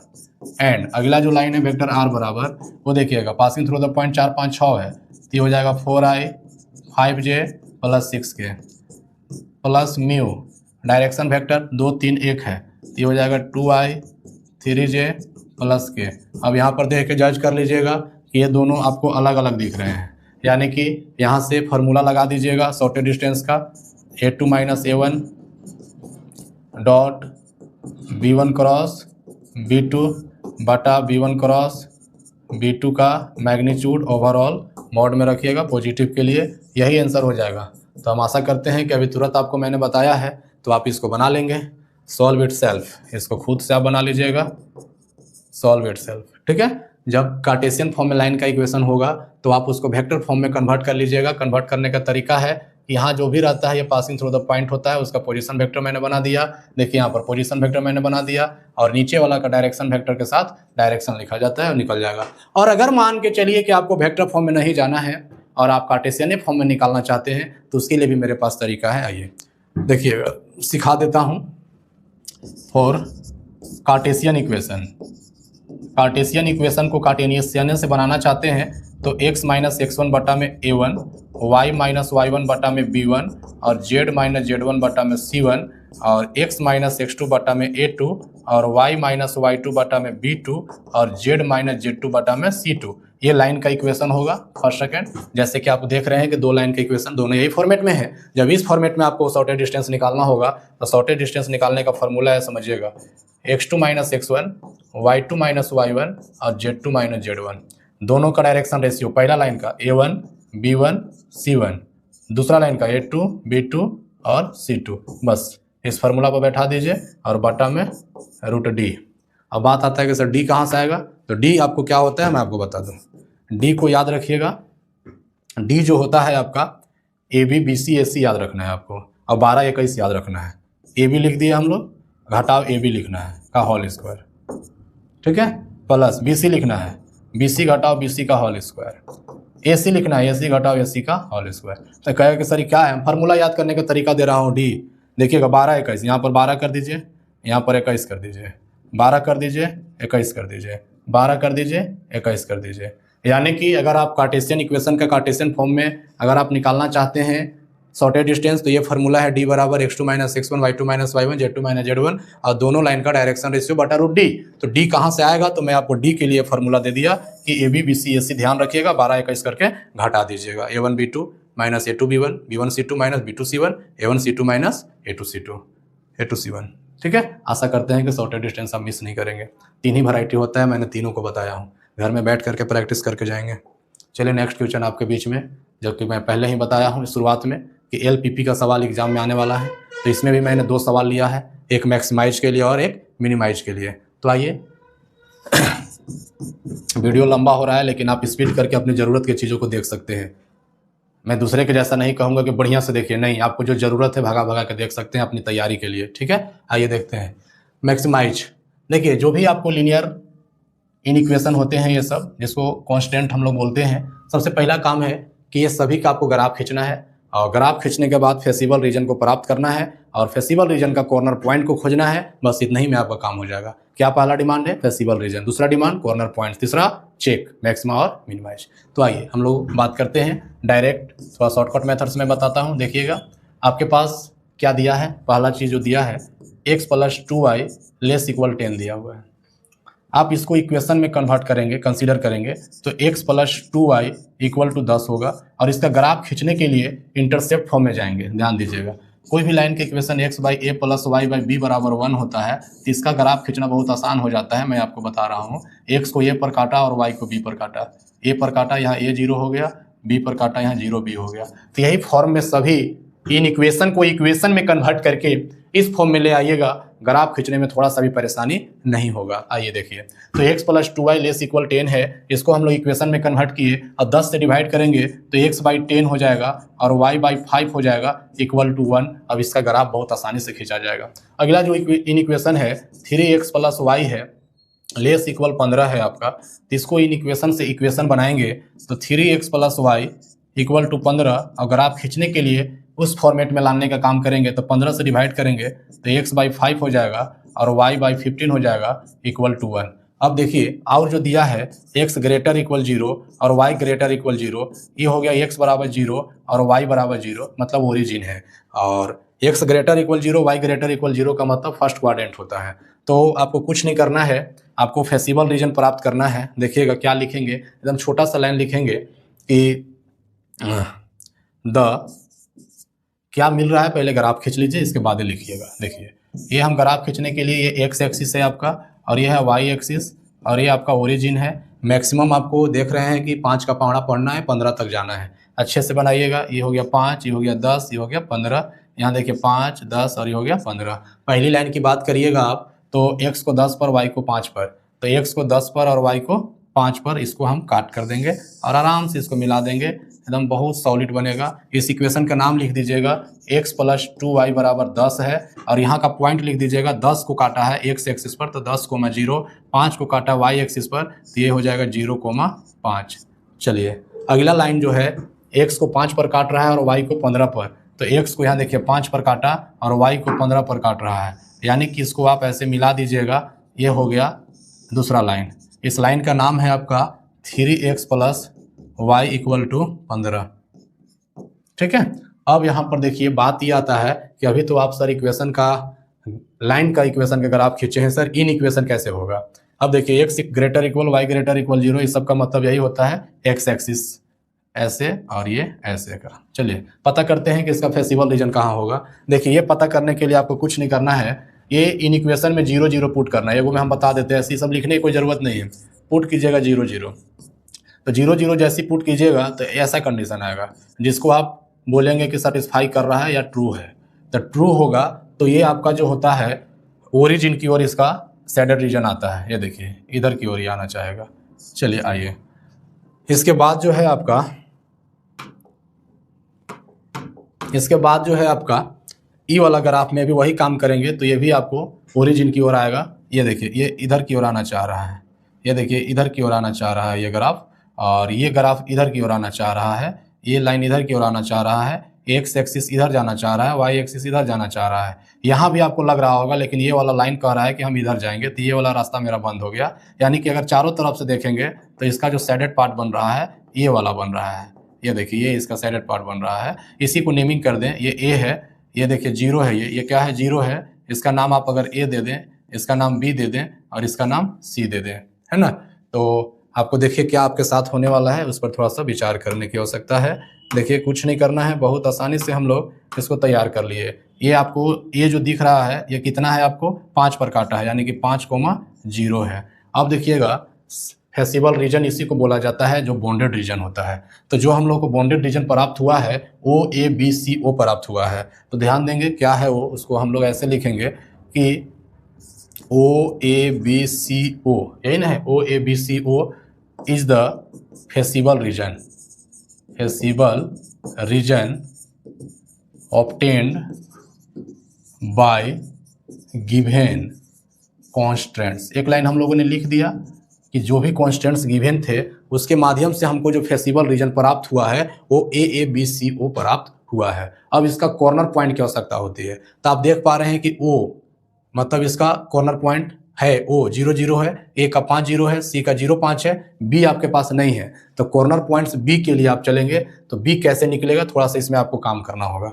देखिएगा नाउ फॉर इंटरसेक्टिंग पॉइंट भी बोल सकते हैं, फॉर इंटरसेक्टिंग पॉइंट B, तो किसको किसको इंटरसेक्ट किया है। देखिएगा इक्वेशन फर्स्ट और सेकेंड का वो इंटरसेक्टिंग पॉइंट है ना। तो फर्स्ट सेकेंड को हल कर दीजिएगा तो इंटरसेक्टिंग का ना वैल्यू मिलता है। तो आप फर्स्ट सेकेंड को देखिए हल करिएगा तो इक्वेशन फर्स्ट में 10 का 10 उतार दीजिए, x + 2y = 10, और सेकेंड में 2 से गुणा कर लीजिए। तो 2 से जब सेकेंड में गुणा करिएगा तो ये हो जाएगा 6x और ये हो जाएगा 2y और ये हो जाएगा 15 दूनी 30। अब इसको घटा दीजिएगा तो ये घटाने पर ये 2y वाला कट जाएगा और ये हो जाएगा -5x और 10 में 30 घट जाएगा। 10 में 30 घटेगा तो क्या बचेगा आपका -20 बच जाएगा, यानी कि x का वैल्यू आपका हो जाएगा 4 और y का वैल्यू आपका मने मन देखिए तो पता कर लीजिए, रख दीजिएगा ना, x के जगह 4 तो यहाँ हो जाएगा 6, y = 3। तो आप कह सकते हैं 10। इस प्रकार से जो आपका b आया वो आपको 4,3 आया। कोई पॉइंट x y लिखा जाता है तो 4,3, यानी कि b जो आपके पास मिल गया 4,3 मिल गया। अब देखिएगा थोड़ा सा जगह कमी है, इतना मैं आपको बता देता हूँ। देखिएगा आपका the corner points of feasible region are O, तो ये 0 0 है ना। A आपको 5,0 है और B आपका 4,3 आया है और C 0,5। अब इसी को क्या करना है, इस कॉर्नर पॉइंट को यहाँ से वैल्यू पता कर लेना है। देखिएगा values of these corner points, तो इसको निकालने के लिए कुछ नहीं करना है, एक आप छोटा सा डायग्राम जैसा बना दीजिए ताकि झलकते रहे। कुछ नहीं करना है, देखिएगा पहला में हम लोग लिख दे रहे हैं z बराबर क्या दिया हुआ है 3x + 5y, और यहाँ लिख देते हैं कॉर्नर पॉइंट्स। ठीक है, अब देखिएगा उल्टा लिखा गया है, खैर आप टेंशन नहीं लीजिएगा। आपका पहला जो कॉर्नर पॉइंट है a कि 0 है, 0 है, तो 0,0 अगर आप रखेंगे इसमें तो ये 0 आ जाएगा z का वैल्यू। ठीक है, दूसरा कॉर्नर पॉइंट अगर आप रखेंगे, कितना है दूसरा कॉर्नर पॉइंट a है आपको 5,0, तो 5,0 रखेंगे तो 5 तिया हो जाएगा 15।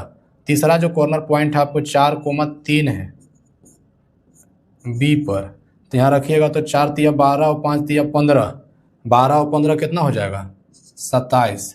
x के जगह 4 रखिए, 4 तिया 12 और y के जगह 3, 5 तिया 15, 12 15 27। एक लास्ट कॉर्नर पॉइंट है आपका 0,5, 0,5 है। देखिए यहाँ पर c 0,5 यहाँ लिखे हैं, आप समझिएगा। तो 0,5 रखेंगे तो ये आपका हो जाएगा 25। अब आपको देखिए निकालना क्या था, आपको निकालना था मैक्सिमाइज। क्या निकालना था? मैक्सिमाइज निकालना था। तो मैक्सिमाइज आप देख सकते हैं कि मैक्सिमम वैल्यू कौन है, 0 है, 15 है, 27 है, 25 है, तो 15 है। तो आप यहाँ पर एरो दे करके लिख दीजिएगा मैक्सिमम। क्या लिख दीजिएगा? मैक्सिमम। हो गया, यही काम करना था। पहले नंबर आप सभी इन इक्वेशन को इक्वेशन में कन्वर्ट करके ग्राफ खींचने जैसा बनाएंगे, ग्राफ बनाएंगे, बॉन्डेड रीजन को खोजेंगे। बॉन्डेड रीजन को फेसिबल रीजन बोलते हैं, जो कि आप देख रहे हैं कि फेसिबल रीजन मिला। और फेसिबल रीजन में कॉर्नर पॉइंट हम लोग को जरूरत था, तो कॉर्नर पॉइंट आपको बी का नहीं था, तो कॉर्नर पॉइंट के लिए हम लोग इससे निकाल लिए। और वैल्यू ऑफ जेड जो है हम लोग देख लिए, value of Z this corner point, और जो मैक्सिमम देगा उसी को हम लोग मैक्सिमम वैल्यू कहेंगे। फाइनल आंसर आपको लिख देना है लास्ट में, hence maximum value of Z is 27 at point B 4,3। Answer ये बनाना है आपको, एग्जाम में 5 नंबर का निश्चित रूप से आने वाला है। चलिए नेक्स्ट क्वेश्चन जो आपके सामने है, ये भी सेम टू सेम है। सबसे पहले आप इसका क्या करेंगे, ग्राफ खींचेंगे। पहले इसको इक्वेशन में कन्वर्ट करेंगे, इसको इक्वेशन में कन्वर्ट करेंगे, इसके बाद इसको ग्राफ में लेके चलेंगे। ग्राफ करने के बाद आपको क्या खोजना है, बॉन्डेड रीजन। बॉन्डेड रीजन जैसी खोजेंगे तो इसी को हम लोग बोलते हैं फेसिबल रीजन। जैसी बॉन्डेड रीजन मिलेगा तो ये आपका हो जाएगा फेसिबल रीजन। वर्किंग प्रोसेस बताया जा रहा है, फेसिबल रीजन। तो फेसिबल रीजन का आप कॉर्नर पॉइंट देखिए, कॉर्नर पॉइंट अगर है सब तो ठीक है, और नहीं है तो निकाल लीजिए। निकालने के बाद कॉर्नर पॉइंट को जेड पर चेक कर लीजिए। कॉर्नर पॉइंट्स को जेड में रखिए, और जेड में रखने के बाद अपने आप को डिसाइड हो जाएगा कि कौन मैक्स है और कौन मीन है। तो ये सवाल आप खुद से बना लीजिएगा, ठीक है, ये सॉल्व कर लीजिएगा इटसेल्फ। टेंशन नहीं लीजिए, जरूर बनेगा, प्रयास कीजिएगा। तो चलिए अब आपके बीच में अगला सवाल है। हाँ, 5 नंबर का मैंने बोला था कि कैलकुलस से आ सकता है सवाल, कभी कभी इंटीग्रेशन दे देता है और कभी कभी जो है आपको एरिया बाउंडेड से दे देता है। यहाँ पर 2 में से कोई एक दे देगा। तो आइए कुछ क्वेश्चन उस तरीका का भी आपको बता दिया जा रहा है। चलिए आइए, ये क्वेश्चन हमारे ऑफलाइन सेंटर के बच्चों का डिमांड में भी था, तो देख लेंगे। आइए, ऐसे सवाल को बनाने के लिए क्या करना है, पहले नंबर तो इंटीग्रेशन का नाम आई हम दे देते हैं। इंटीग्रेशन है 0 से π/2, उतार लीजिए 2 log sin x minus log sin 2x dx। यहाँ पर लिखा हुआ भी है using the property of π/2 definite integral, है ना। तो बहुत आसानी से हम बनाएंगे, देखेंगे। i = 0 से π/2। अभी हम इंटीग्रेशन नहीं करने जा रहे हैं, अभी हम क्या करने जा रहे हैं, इसको सिंपलेस्ट फॉर्म में लाने का प्रयास कर रहे हैं। देखिएगा, ये है आपका 2 log sin x, इसको हम लिख सकते हैं log sin 2x को, sin 2x को लिख सकते हैं 2 sin x × cos x। ऐसे आप इसको लिख लेंगे। पहले लिखने के बाद देखिएगा 0 से π/2 2 log sin x। जब यहाँ पर log का फार्मूला लगाएंगे तो आप समझ पाएंगे कि देखिएगा 3 टर्म गुना में है, तो log वाला का काम करता है कि गुना वाला को ऐड में ब्रेक कर देता है। तो ये हो जाएगा log 2, फिर प्लस लिखेंगे, लेकिन माइनस पीछे से जा रहा है ना, तो इसको माइनस कर दे रहा है, log sin x। फिर प्लस लिखते, लेकिन फिर माइनस आया, इसको log cos x लिखेंगे। ये इस तरीका से आपका कंप्लीट हो गया। अब देखिए क्या होने वाला है आगे इसमें, 0 से π/2 देखिए तो 2 log sin x और log sin x दोनों एक ही हैं, ये 2 गो है ये गो है, तो घट करके क्या हो जाएगा, सिर्फ log sin x हो जाएगा। ठीक है, log sin x हो जाएगा घट करके। थोड़ा सा हम लोग ध्यान दीजिए, थोड़ा शॉर्ट करते हैं। चलिए ये आपका 1 हो गया, माइनस का साइन दे रहे हैं, log 2 कांस्टेंट जैसा है, इसको लिखेंगे 0 से π/2 dx। फिर देखिए 0 से π/2 इसके पास जाएगा, माइनस 0 से π/2 log cos x। समझ गए? देखिए एनर्जी डाउन होने से आपको ये नहीं समझना है कि हम नहीं बता रहे हैं, थोड़ा लंबा समय से वीडियो चल रही है देखिएगा कुछ नहीं हम लोगों ने किया है, 0 π/2 जो है सभी के पास इंटीग्रेशन को स्थित कर दिए हम लोग। तो आप देखिए कि एक ही कैटेगरी का था तो दोनों में सब्ट्रैक्शन हो गया। अब यहाँ पर देख सकते हैं कि ये 0 से π/2 log sin x है, 0 से π/2 log cos x है, तो आपके पास एक प्रॉपर्टी था, उस प्रॉपर्टी का अगर हम यूज कर दें तो शायद ये दोनों एक हो जाएगा। देखिए क्या प्रॉपर्टी है, 0 से π/2 यहाँ पर है log sin x लिखा हुआ है, तो इसको हम साइन को लिख सकते हैं π/2 माइनस x dx। इधर वाला को आप उतारते चल सकते हैं और नहीं भी उतारते चल सकते हैं, तो इंटीग्रेशन भी कर सकते हैं, कोई दिक्कत नहीं है। 0 से π/2 0 से π/2 dx माइनस 0 से π/2 log cos x है यहाँ पर dx। अब देखिए यहाँ से ऐसा क्यों हुआ था, यहाँ पर हम लिख दे रहे हैं, चूंकि कोई भी इंटीग्रेशन 0 से a अगर fx हो तो आप इसको लिख सकते हैं 0 से a f a minus x dx, ये दोनों का रिजल्ट एक ही होता है। ठीक है, तो जब आप ऐसे लिख देंगे तब देखिए ये क्या हो जाएगा, 0 से π/2 log sin π/2 x को लिख सकते हैं log cos x, log है sin π/2 minus x cos x, minus log 2 integration dx का x हो जाएगा, ये 0 से π/2 और माइनस है 0 से π/2 log cos x dx। ये प्लस माइनस में आपका ख़त्म हो जाएगा, यानी कि आपका x बचा हुआ है, लिमिट रखिए वहाँ पर, लिमिट रखेंगे तो ये हो जाएगा π/2 माइनस 0, यानी कि गुना करेंगे तो माइनस π/2 log x, यही इसका आंसर हो जाएगा। तो ऐसे क्वेश्चन से आपको डरने की आवश्यकता नहीं है, बहुत आप आसानी से बना सकते हैं इसको, थोड़ा सा एक प्रॉपर्टीज का प्रयोग करना है। और ये आसान इसलिए हम बोल रहे हैं क्योंकि आपको यहाँ पर बोल भी दिया था कि इस प्रॉपर्टीज का आप यूज कर सकते हैं। तो बिल्कुल सिंपलेस्ट फॉर्म में आ गए, इंटीग्रेशन आप डायरेक्ट करेंगे फंस जाएंगे, आप इसको सिंपलेस्ट फॉर्म में लॉग का फॉर्मूला लगा के ब्रेक किए, इसके बाद धीरे धीरे सब नष्ट हो गया। ठीक है, और क्वेश्चन का आंसर रेडी हो गया। अब आपके सामने आइए अगला क्वेश्चन है, जैसा कि मैंने बताया था कि कभी कभी इंटीग्रेशन भी दे देता है, तो क्वेश्चन में बता दिया क्योंकि मेरा ऑफलाइन सेंटर से बच्चों का डिमांड था जो कि पलामू में पड़ता है, पड़वा मोड़ पे। तो देखिए एरिया बाउंडेड से भी आपका क्वेश्चन 5 नंबर का आता है, तो उस टाइप का भी क्वेश्चन आपको मैं दिखा दे रहा हूँ। देखिए कुछ क्वेश्चन बता देते हैं। Find the area enclosed by the circle x square plus Y square equal to a square. कभी भी इनक्लोज्ड एरिया का अगर आपको एरिया निकालना है, इनक्लोज्ड रीजन का एरिया निकालना है, तो सबसे पहले कर्व का आपको ग्राफ बनाने आना चाहिए। जैसे ही आपको मिलता है तो आपको समझ में आना चाहिए कि ग्राफ है क्या। तो ये आपका सर्किल है, तो सर्किल है तो सर्किल कैसे बनेगा इसके पर आप चर्चा करें।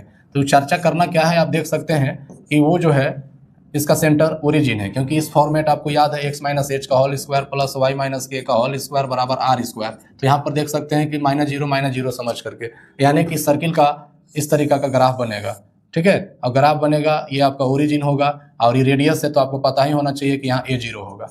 तो आपका इनक्लोज्ड एरिया तो टोटल होंगे, इनक्लोज्ड एरिया जो है ये टोटल का टोटल इसका इनक्लोज्ड एरिया है, ये टोटल आपका इनक्लोज्ड एरिया है। देखिए ये टोटल का टोटल इनक्लोज्ड एरिया है, लेकिन अब एक ही बार में सबका एरिया निकालना मुश्किल है, तो हम लोग इसको क्या करेंगे कि पहले इतना का एरिया निकालेंगे। देखिए ए वाला पार्ट का एरिया निकालेंगे और 4 से गुना कर देंगे, क्योंकि symmetrical about the X axis Y axis ये होता है।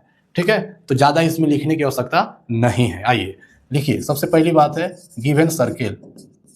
सर्किल आपके सामने दिया हुआ है X square plus Y square बराबर ए स्क्वायर।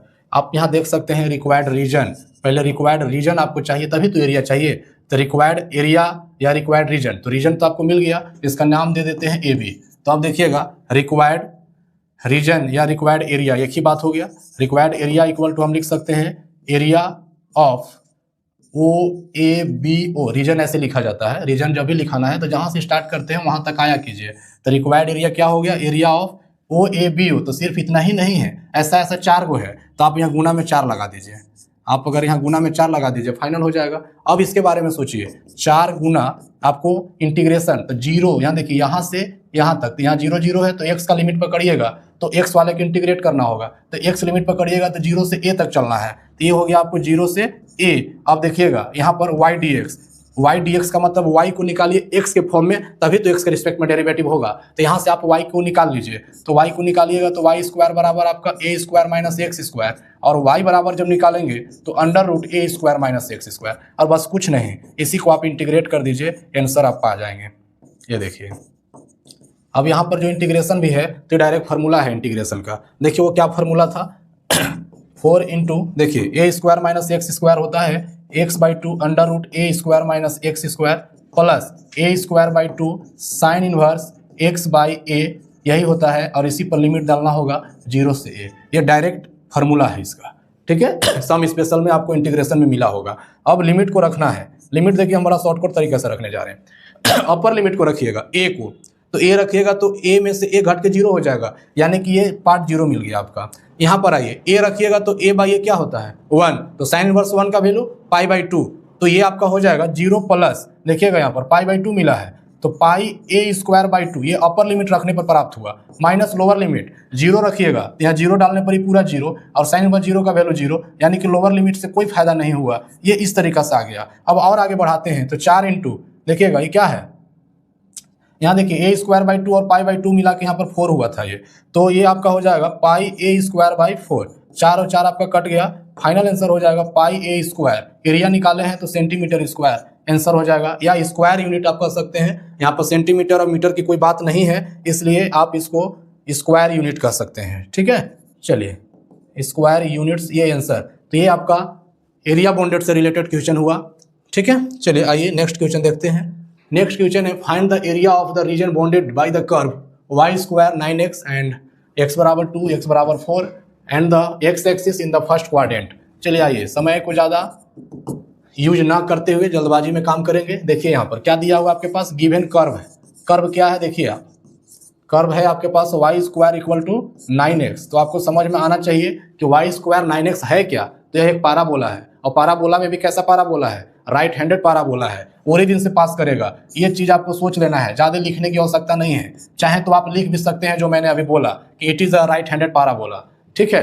तो देखिए पाराबोला जो राइट हैंडेड होता है इस तरीका से होता है, ओरिजिन से पास कर हमने बना दिया, ये y स्क्वायर बराबर 9x हो गया। इसके साथ के बात और सोचिए, साथ में क्या दिया है, x बराबर 2, यहाँ देखिए ये 0 है, x बराबर मान लीजिए 1 हो गया, 2 हो गया, 3 हो गया, 4 हो गया, इसी तरीका से होगा, ये हो गया 5, तो x को 2 पर, इसको देखिए x बराबर 2 पर एक लाइन है, ये देखिए x बराबर 2 एक लाइन खींच दिए हम लोग, फिर बोलता है x बराबर 4, तो x बराबर 4 हम लोग एक लाइन खींच दिए, ये देखिए खींच दिए। अब जो इसका बॉन्डेड रीजन जो प्राप्त हो रहा है वो देखिए बॉन्डेड रीजन ये है, ये जो बॉन्डेड रीजन इसका हो रहा है ये देखिए बॉन्डेड रीजन है इसका, ये देखिए।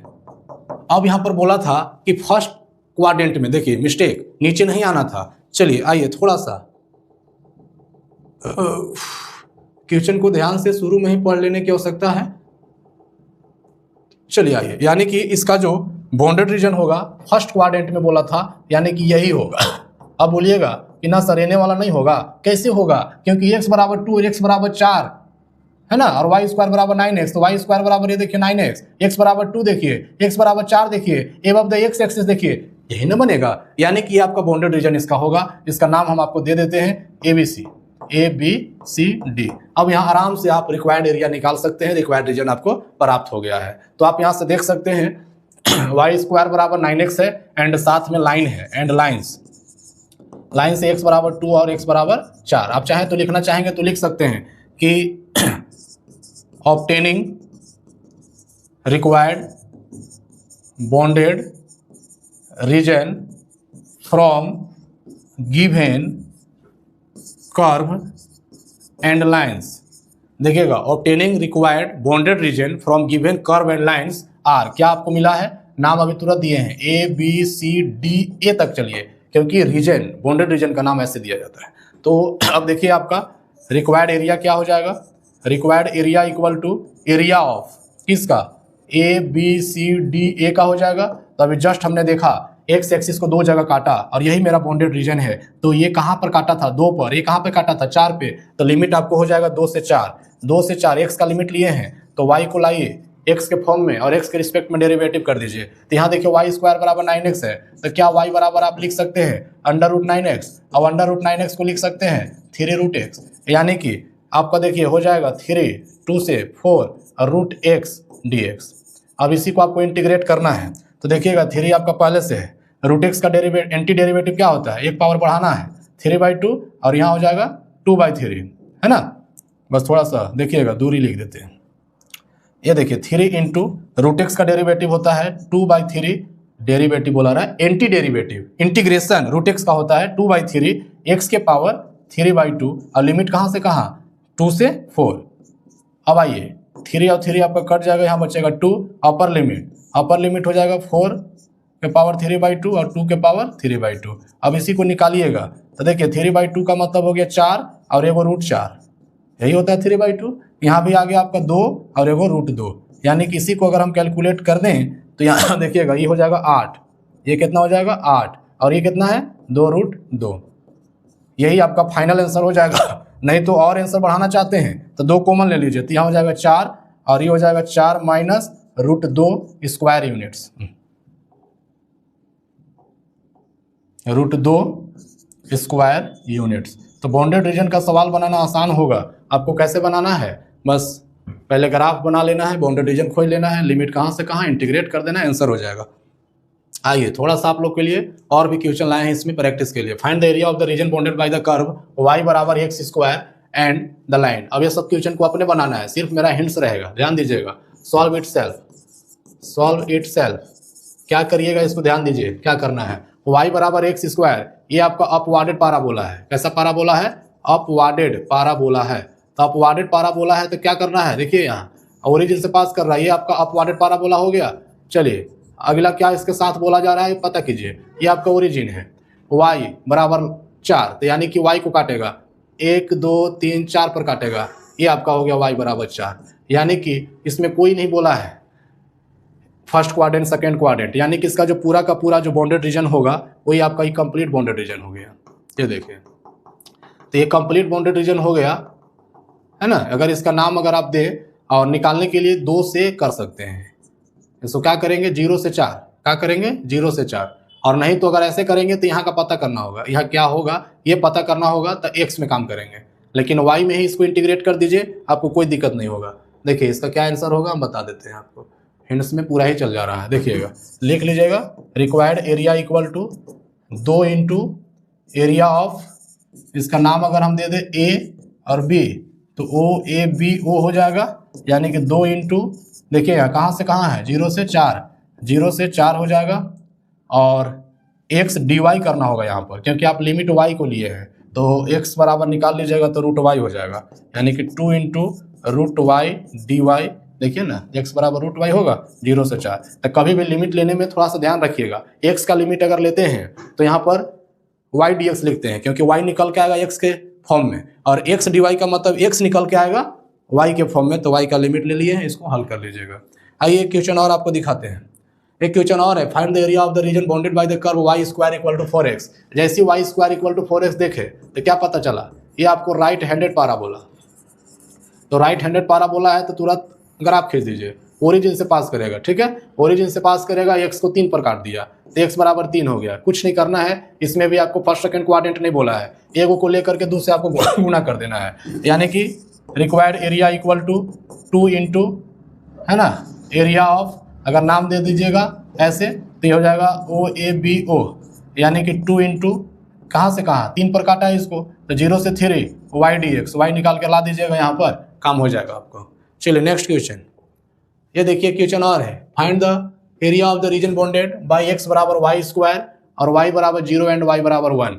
इसका ग्राफ देखिए आप, x बराबर y स्क्वायर, ये अपवार्डेड पाराबोला हो गया, सॉरी गलती, x अपवार्डेड पाराबोला नहीं है, ध्यान दीजिएगा, y स्क्वायर बराबर x है ना, तो y स्क्वायर बराबर x है, इसका मतलब ये इस तरीका का हो गया, ये है आपका y स्क्वायर बराबर x, y बराबर 0 यहीं पे है और y बराबर 1 पर ऐसे काट दिया, ये आपका y बराबर 1। अब यहाँ पर बात आप समझ पा रहे हैं कि आखिर इसका सर कौन सा रीजन जो है कि आपका रिक्वायर्ड रीजन कहाँ लाएगा, ये वाला रीजन को देखिए आप, ये वाला रीजन, इसका रिक्वायर्ड एरिया क्या हो जाएगा, रिक्वायर्ड एरिया इक्वल टू देखिए 0 से 1, 0 से 1 एक्स डिवाइड कर दीजिए, आंसर आ जाएगा एक्स, मतलब 0 से 1 है, लिमिट आप वाई का लिए हैं, तो ये कर्व में से आप एक्स बराबर निकाल के इंटीग्रेट कर दीजिए, आपका आंसर हो जाएगा।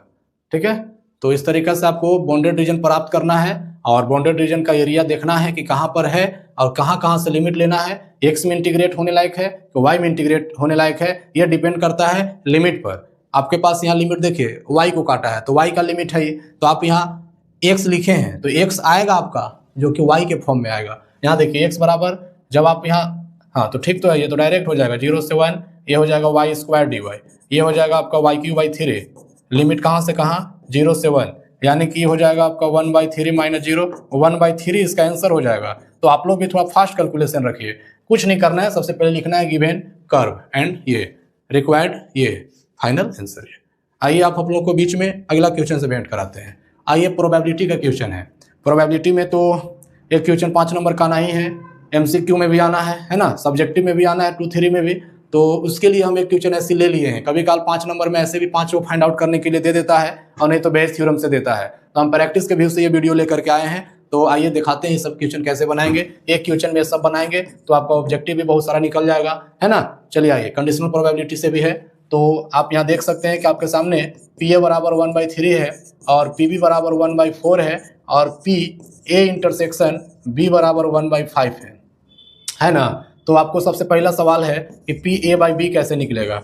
ध्यान दीजिएगा, पी ए बाई बी का मतलब conditional probability P A intersection B बटा में पी बी होता है। यह फॉर्मूला याद रखिएगा, एमसीक्यू में भी सवाल आ रही है और सब्जेक्टिव 2, 3 में भी आ रही है, इसीलिए मैं इस सब क्वेश्चन को बता रहा हूँ। ध्यान दीजिएगा, पी ए इंटरसेक्शन बी आपके पास अवेलेबल है 1/5 और पी बी भी आपके पास अवेलेबल है 1/4, यानी कि पलटी मार देगी 4/5, इसका आंसर हो जाएगा। चलिए आइए, दूसरा क्वेश्चन आपके बीच में है P B by A, P A by B पूछे या पी बी बाई ए पूछे, एक ही फॉर्मूला होता है पी ए इंटरसेक्शन बी बटा में पी ए। अब बस ये देखना है किसके कंडीशन में पूछा जा रहा है। यहाँ पर ए था तो पी ए, यहाँ पर बी था तो P A. P A intersection B आपके पास ऑलरेडी दिया हुआ है कितना, देखिए तो 1/5 और पी ए दिया हुआ है 1/3, पलट जाएगा, कैलकुलेशन करिएगा 3/5 आंसर आ जाएगा। उसी प्रकार से तीसरा क्वेश्चन है P A union B. P A union B का फॉर्मूला जो सबसे मेन फार्मूला है P A plus P B minus P A intersection B. इसके तहत आप इसको लिख सकेंगे, पी ए का वैल्यू है आपके पास 1/3 और पी बी का वैल्यू है आपके पास 1/4 और ए इंटरसेक्शन बी का वैल्यू है आपका 1/5। सबका एलसीएम ले लीजिए तो हो जाएगा 60, 3, 4, 5 का, ठीक है। 3 से 20 दिया 60, यहाँ 20 हो जाएगा। 4 से 15 चौका 60, यहाँ 15 हो जाएगा। 5 से 12 25 60, यहाँ 12 हो जाएगा। जब इसको कैलकुलेट कीजिएगा तो 15 में 12 घटेगा तो 3, यानी कि 23/60 आंसर इसका हो जाएगा। तो ये देखिए, छोटा छोटा सवाल को एक ही जगह कभी कभी 5 को करके आपको पूछ देता है 5 नंबर में। आइए, चौथा क्वेश्चन आपके सामने है P B not by A not. Formula जैसे वैसे सेटअप करिए, देखिए यही फार्मूला पर सेटअप करिए, P A not intersection B not बटा में पी ए नोट, ऐसा ही फार्मूला पर सेटअप होगा जैसा कि आप सब फार्मूला को लिखे हैं। जैसे ये लिखेंगे तो यहाँ पर थोड़ा सा दिमाग लगाइए कि ए नोट इंटरसेक्शन है बी नोट का, तो इसको हम कुछ एक प्रयास करेंगे बनाने का, या तो ये कंप्लीट इंटरसेक्शन में हो, मतलब कंप्लीट ए नोट में आ जाए, है ना। तो ऐसे करने के लिए हम लोग क्या करते हैं सो देखिएगा, इसको ए यूनियन बी करके कंप्लीट का नोट कर सकते हैं। ये डी मॉर्गन्स लॉ कहता है कि अगर ए नोट इंटरसेक्शन बी नोट है तो कंप्लीट का ए यूनियन बी का नोट कर सकते हैं, अगर यूनियन है तो इंटरसेक्शन का नोट कर सकते हैं। अभी आप आसानी से निकाल सकते हैं, बेसिक हो गया। अब ये 10 क्लास के आधार पर आप इसको तोड़ सकते हैं। नोट का निकालना है तो 1 माइनस जो है आपको उसका निकाल लीजिए ए यूनियन बी में से। अब देखिएगा ये है पी ए नोट, तो 1 में से पी ए को घटा दीजिए, subtract 1 minus P A union B, तो P A union B, A union B 23/60 आपके पास है, बटा 1 माइनस पी बी है, सॉरी पी ए है, तो पी ए आपके पास 1/3 दिया हुआ है। अब इसी को घटा के कैलकुलेट करिए। यहाँ देखिएगा 60 में से 23 घटेगा, तो 60 में से 23 घटेगा तो आपका हो जाएगा 37 हो जाना चाहिए ना, 37/60 और यहाँ हो जाएगा आपका 2/3। कैलकुलेट कीजिएगा तो ये आपका ऐसे कट जाएगा, देखिए 37 बटा में 60 पलटी करेगा तो 3/2 हो जाएगा, 20 या 60 हो जाएगा, यानी कि 37/40 आंसर इसका हो जाएगा। तो बहुत आसान सवाल है, लेकिन थोड़ा सा आपको ध्यान रखना है कि कैसे ये सब आएंगे। दोनों पे नोट है तो इंटरसेक्शन है तो होल नोट कर देंगे यूनियन में कन्वर्ट करके। अगर यूनियन के साथ ऐसा कंडीशन आ जाता तो होल नोट हो जाता इंटरसेक्शन के साथ। अगला जो सवाल है आपके सामने पाँचवा, ये पाँचवा को आप सिर्फ अपने से बना लीजिए, ऐसे ही बनेगा जैसे ये बनाए हैं। आइए आपके बीच में नेक्स्ट क्वेश्चन है probabilities. A man is to speak the truth 3 out of 4 times he throw a die and reports that it is a 6, find the probability that it is actually a 6। देखिए अगर ऐसा type का question आपके सामने आता है तो आपको पहले समझना है कि हम काम किस पर करें। एक डाई है और एक डाई को उछाला जाता है, एक आदमी जो है उसमें बोलने का काम करता है कि 6 आएगा, तो 4 बार बोला है, 3 बार सफल हुआ, तो वही अंतिम पूछा जाता है कि एक्चुअली 6 वो जो बोला वो सही है, वो निकालना है। तो सबसे पहले इसमें हम इवेंट को लेट करेंगे। Late E1 equal to E1 जो है एक इवेंट मान लेंगे हम लोग, इवेंट दैट आ 6, ठीक है शॉर्टकट में। E2 एक इवेंट है, event that not a 6, that not a 6, not a 6, ये हो गया। अब एक हम लोग ई माने हैं, तो ई जो इवेंट है, इवेंट दैट, ये मैन पर डिपेंड करता है, मैन रिपोर्ट्स इट इज 6। चलिए इतना ही, तीन टाइप की बात 6 होगा नहीं होगा, आदमी रिपोर्ट कर रहा है कि 6 है, यानी कि देखिएगा तब यहाँ से आप लोग को क्या क्या नजर आने वाला है। E1 का मतलब इवेंट 6 है, तो P1 के बारे में अगर आप सोचिएगा तो एक डाई है, तो डाई को थ्रो करिएगा तो 1 2 3 4 5 6 आता है, तो टोटल 6 हो जाते हैं, और 6 आने की क्या हो जाएगा 1/6, 6 होने का क्या हो जाएगा 1/6, 6 में से 6 आने की प्रायिकता। अब Pe2 का मतलब नोट अ 6, 6 नहीं आने की प्रोबेबिलिटी, तो 1 में से 1/6 घटा दीजिए 5/6, या ये भी समझ सकते हैं कि 5 वो 6 नहीं है तो 5/6। अब यहाँ पर थोड़ा सा सोचने वाली बात है कि E/E1 निकालना है हम लोग को। अब बात ये आता है कि सर ये सब आप कैसे जानते हैं कि E/E1 निकालना ही पड़ेगा। तो देखिए इसका जो फाइनल जो आंसर है उस पर हम चर्चा करेंगे। रिक्वायर्ड जो प्रोबेबिलिटी है वो क्या है, इस पर आप चर्चा करिए पहले। रिक्वायर्ड प्रोबेबिलिटी कहता है, प्रोबेबिलिटी